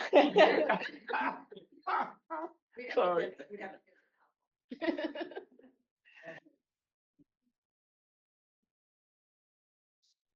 You want to say anything? Oh, see. I don't know why You look like you wanted to say something. well, I guess I wanted to go back to talking about Malcolm X, because I had reread his autobiography last year.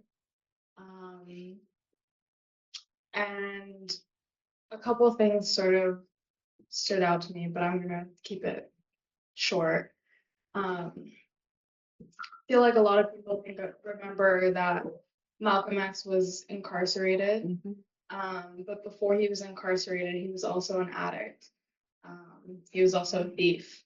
He was a lot of things.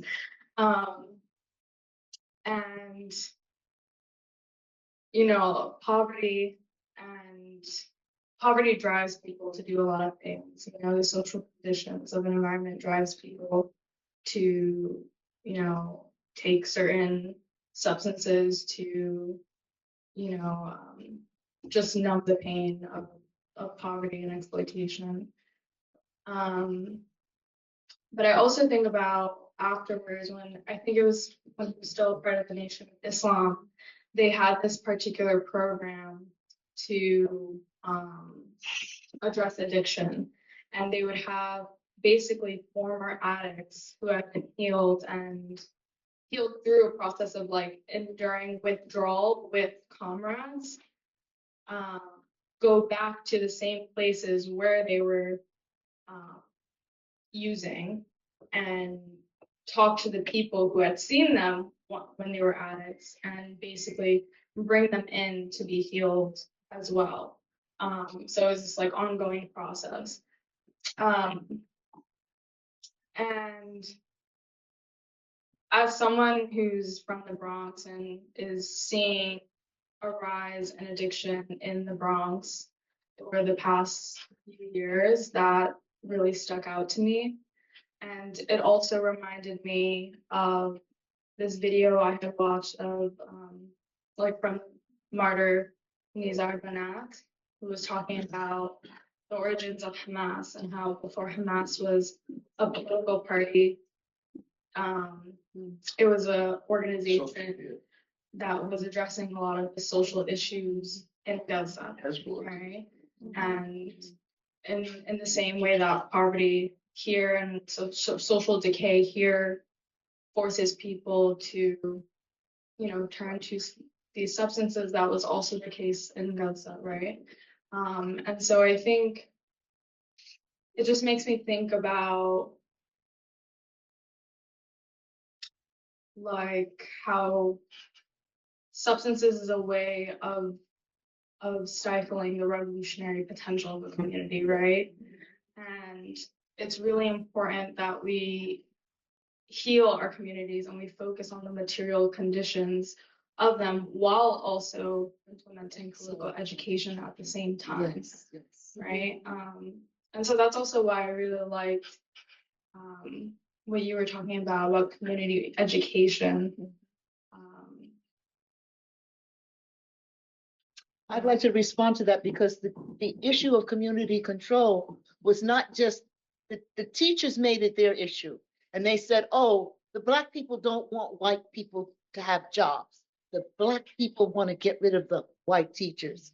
Well, anybody who has dealt with Eric Adams understands that is the last type of person you would want teaching your child. And to say that we are so stupid that we can't tell the difference between some bourgeoisie person that hates our children and somebody who is progressive, no matter what color they are, that loves education and loves children. You cannot be a teacher without those 2 points. You got to love learning. And Malcolm proved that. That's what captures you in his autobiography, is that when he got in that library, he read everything.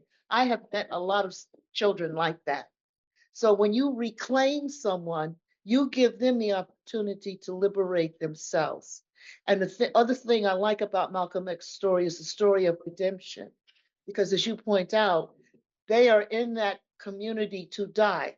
The system wants them to die. They want a spiritual death first. Those of you who know the movie, The Never Ending Story, when they ask the monster, why do you serve the nothing? He says, because the people with no hopes and no dreams are easy to control. So I really appreciate the fact that you bring out that aspect of the movement, that it's a reclamation project.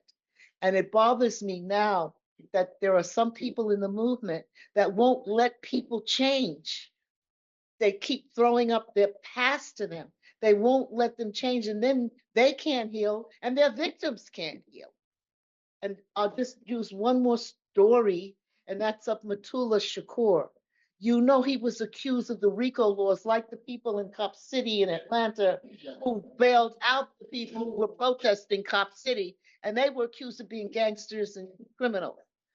Matullah Shakur recognized that methadone was just another drug substitute for heroin. And he proved that acupuncture works. When the young lords took over the hospital, Matula Shakur set up a wing and he was curing heroin addicts using acupuncture. And he was accused of being a racketeer, a drug pusher, exactly as Malcolm says. Exactly in that paragraph where he says, they'll tell you the criminal is a good person and a good person is a criminal. Yeah. And he was 50 years in prison. And a judge said, I won't let you out until I know you're going to die. And that was Matula Shakur's legacy. And it's on us because we didn't free him. But what we need now, we need to shut down some of the crack houses. But if you don't substitute something, the man's going to get him. Because when they're in the prisons, they recruit them. And they said, if you want to get out, then you've got to work for us. Okay? This prisons used to be places where people like Jalil Muntaqim, he got a degree and then a master's and a doctorate. No more. They realized their error. Okay? And so if they can't destroy you inside, they try to keep you till you're near death, which is why it's so amazing to see Leonard Peltier look that way and why we have to free our political prisoners.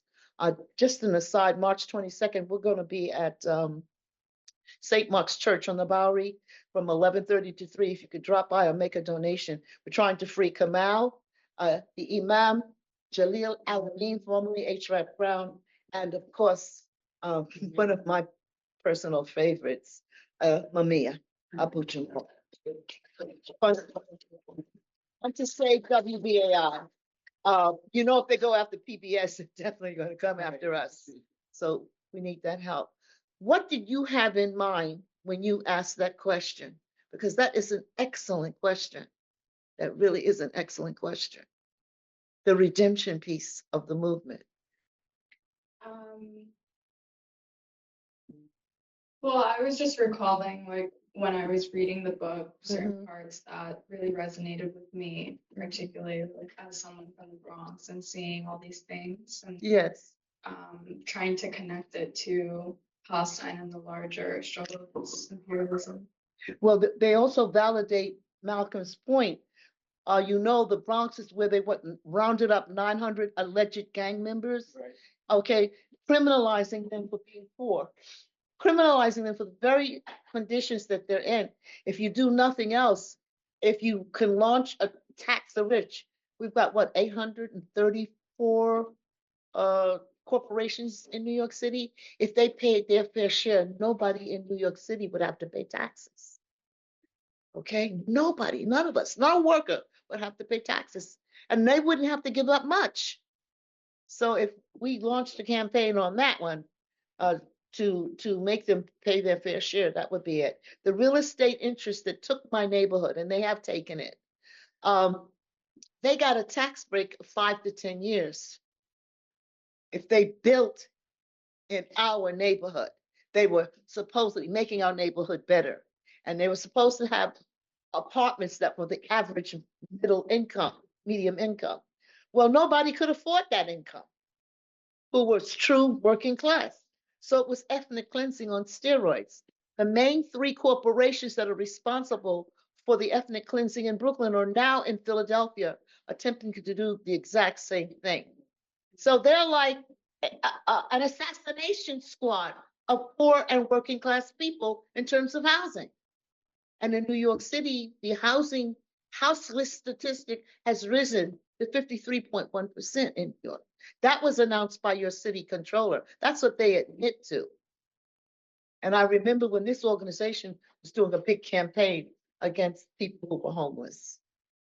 So you've always had the right message, but the message of reclamation is a really big one. If I hadn't tried to rescue those children from the self-hate, any one of them could have ended up on heroin. Any one of them, because they had no self.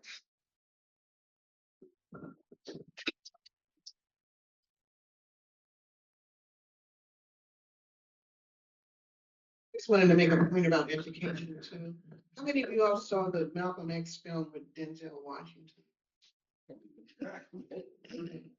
Well, it's worth seeing. It's worth seeing because of Denzel, you know, and it really concentrated on Malcolm X's his personal redemption. You know, because he was in prison for all of the things that Sahir mentioned, but he took the opportunity. He had so much time in prison. I think he read the whole dictionary. Yes. Yes. He read the whole dictionary, you know, to keep his mind active, and that's where he met the Nation of Islam. I know.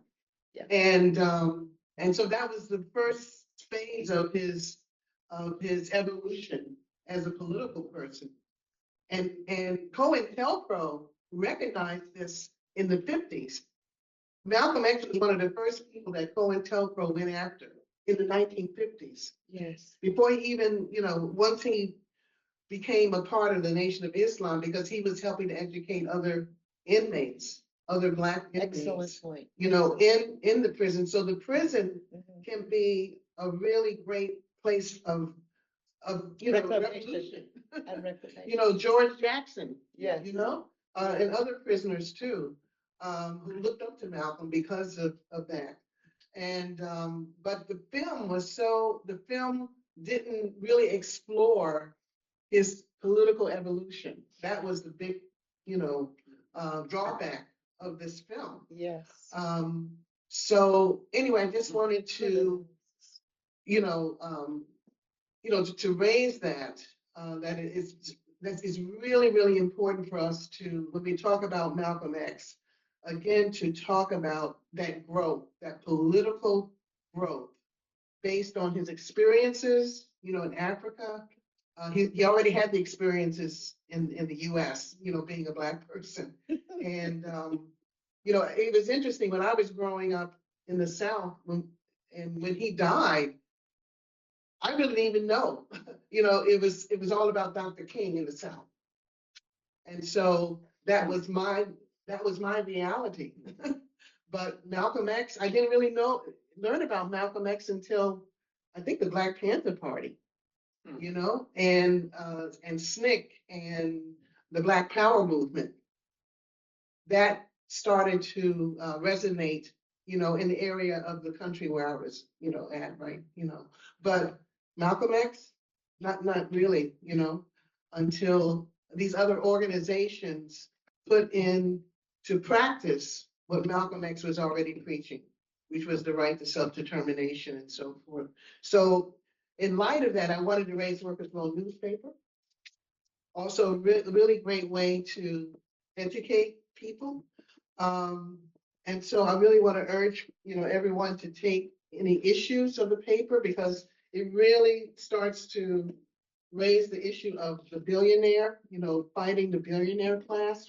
Front page article by Comrade Larry, and, you know, all of the different activities that are starting to happen, you know, to challenge what's going on, you know, in Boston, in New York, and other places around the country. So I really want to urge people to this is a workers' newspaper.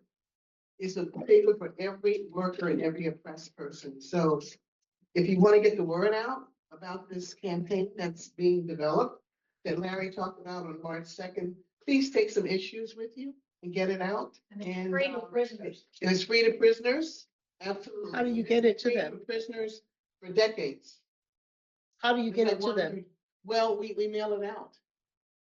We That's did a mailing important to today. say. This That's important to newspaper, say. 1/3 of our readers are incarcerated. You And need they to get say it that. free. Yes, Yes, that's and they important. get- Absolutely, and they get it free. So anyway, that's the point I wanted to make.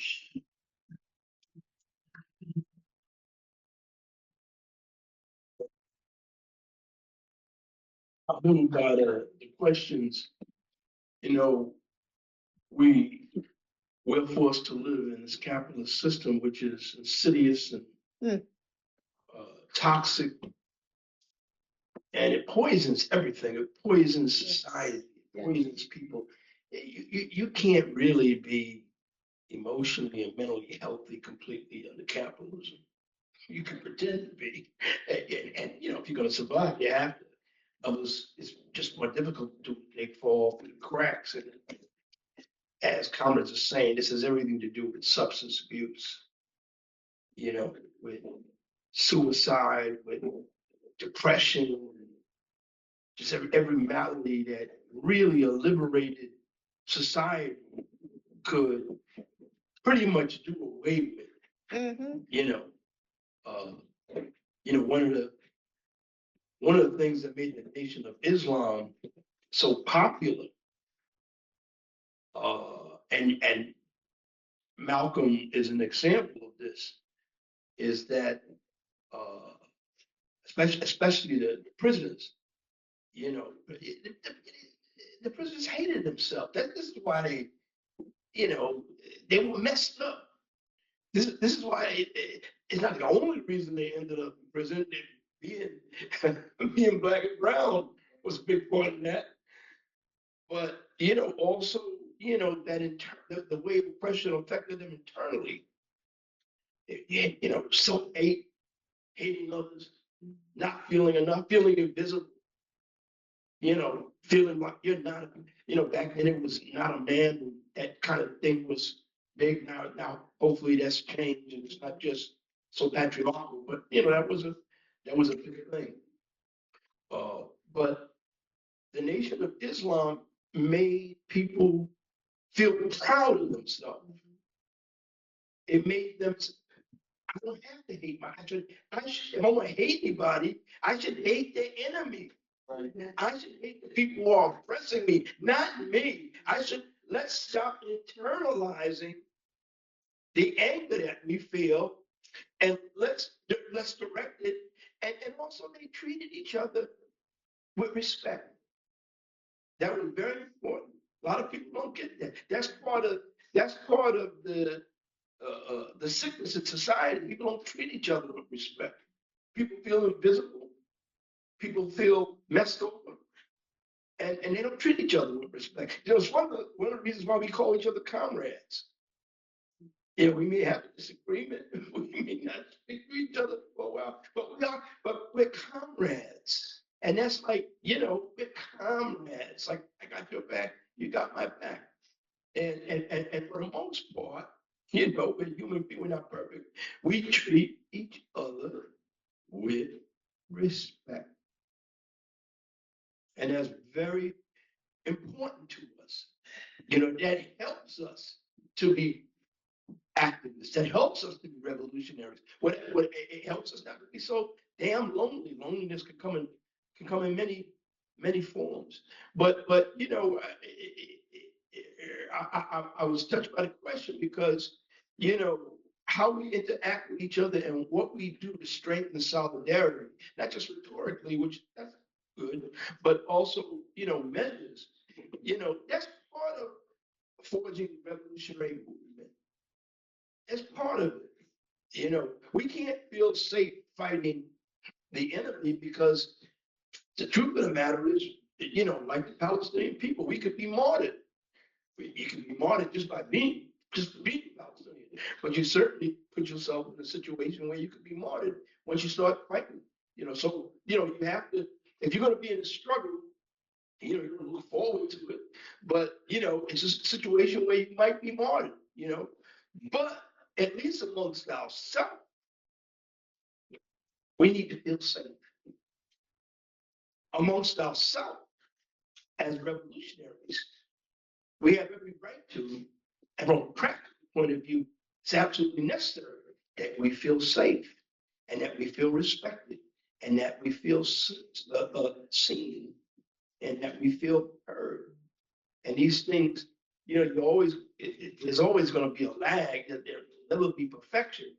But it's part of the revolutionary process. It's part of the revolutionary culture of solidarity. Some of the friends we work with, particularly in students for Palestine, they do mutual aid, and you know, of course, that's better politically. It's associated with politics, political discussion, you know, whatever. Just doing it for the sake of doing it. Well, there's an argument for that, but that's weak in terms of building a movement. However, you know, it's a way of connecting with people. And if you make it part of the project of a culture of solidarity towards what? Not an end in of itself, but towards forging a revolutionary mass movement, then it's one of the ways that you can do this. I just want to end by saying this because, you know, all of these students who participated in those encampments, and I know that you were fighting for divestments, and you know, and most of the time that was like a bridge too far. These, you know, these board of trustees, you know, get a lot of money from Zionists. You know,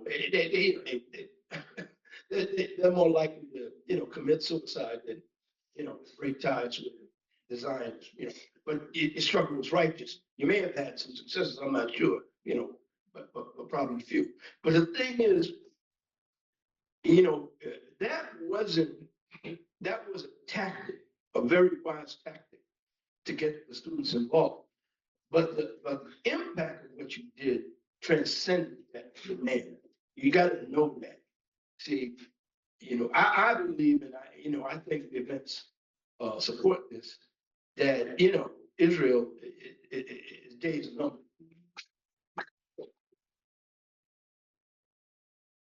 And what you did, see, and this is, you can't put a price on this.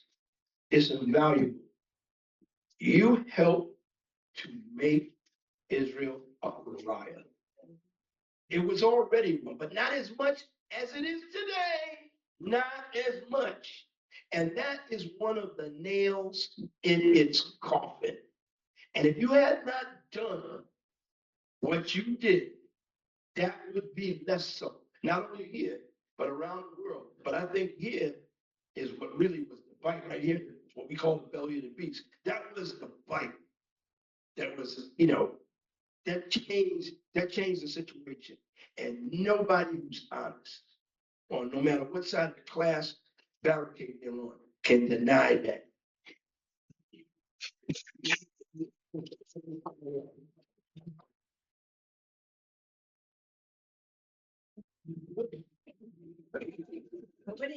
Oh, by the way, page 10 is an article about Feed the People, about the mutual aid.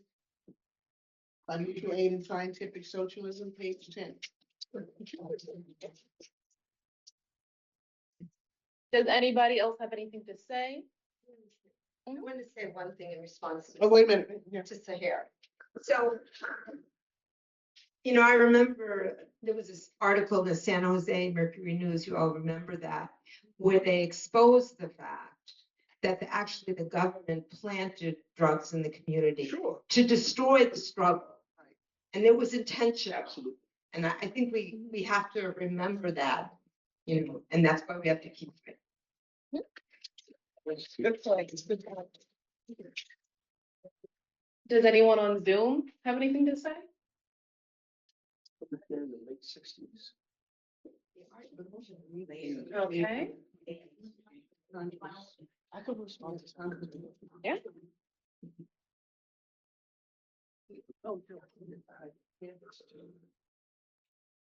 Yeah.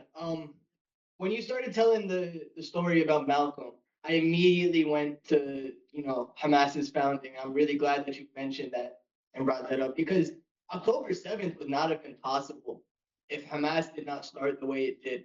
You know, during the Israeli occupation of the Gaza Strip after 1967, Hamas was a cesspit, or not Hamas, Gaza was a cesspit of degeneracy and drug use and, you know, depression. It was a terrible place. Not that, you know, any place under occupation can be good, but there was an intentional, you know, destruction of Palestinian society and the Palestinian individual. Corruption. Exactly. And Hamas arose out of the need not to wage armed struggle against Israel, but out of the need to revive the Palestinian person, revive the Palestinian individual, to clean up the community, to get the youth off drugs and into the mosque, you know? And because of that, October 7th was possible. Because of that, we have hundreds of prisoners being released by the resistance. Because they started by addressing the primary needs of the people before going on to armed struggle. But we, as revolutionaries, need to understand wherever we are on the front line. And as a revolutionary, our sole job is to make a revolution, right? You cannot be a revolutionary and not be making revolution. That's, you're a revolutionary in name only, rhino, like the Republicans say. But to the point that Comrade Sarah had brought up earlier about how is this a new day? You know, we can talk about how, you know, the West and the Empire is, you know, shifting the same way that the Romans did at the end from the periphery towards the north. But I think more important than that, we need to be talking about it's a new day because the people of the global South are resisting. They're rising up and they're winning. Right?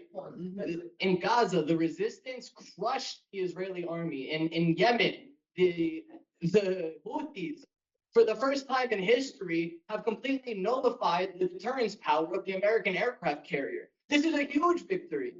It's huge. You know, in BRICS and all these economic alliances, they're nullifying the power of sanctions. You know, America has sanctioned almost half the world. Now these sanctions don't mean anything because it's forcing the third world and the global South to work together to override the power of the Western imperialism. So it's a new day because we are building these lines of solidarity and we are being unafraid, we are resisting, and that's exactly what needs to be happening also here in the imperial core. We need to be following the example of the Yemenis. We need to be following the example of the Houthis, of the Hamas, of North Korea, of Venezuela, of Cuba.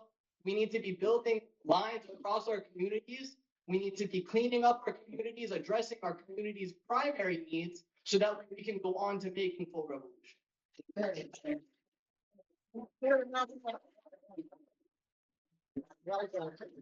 One of the things that happened, and we need to, Brother Larry, was when Trump threatened South Africa, when they said we're keeping our aid, South Africa said we'll keep our minerals. Right. And they can do it. And they can do it. Yeah, they don't need that. There you go. That's what they said. Not as much. That's right. Anybody else? Any final remarks? Going once, going twice. Was that so hard? Thank you for the people who. And thank you to our panelists.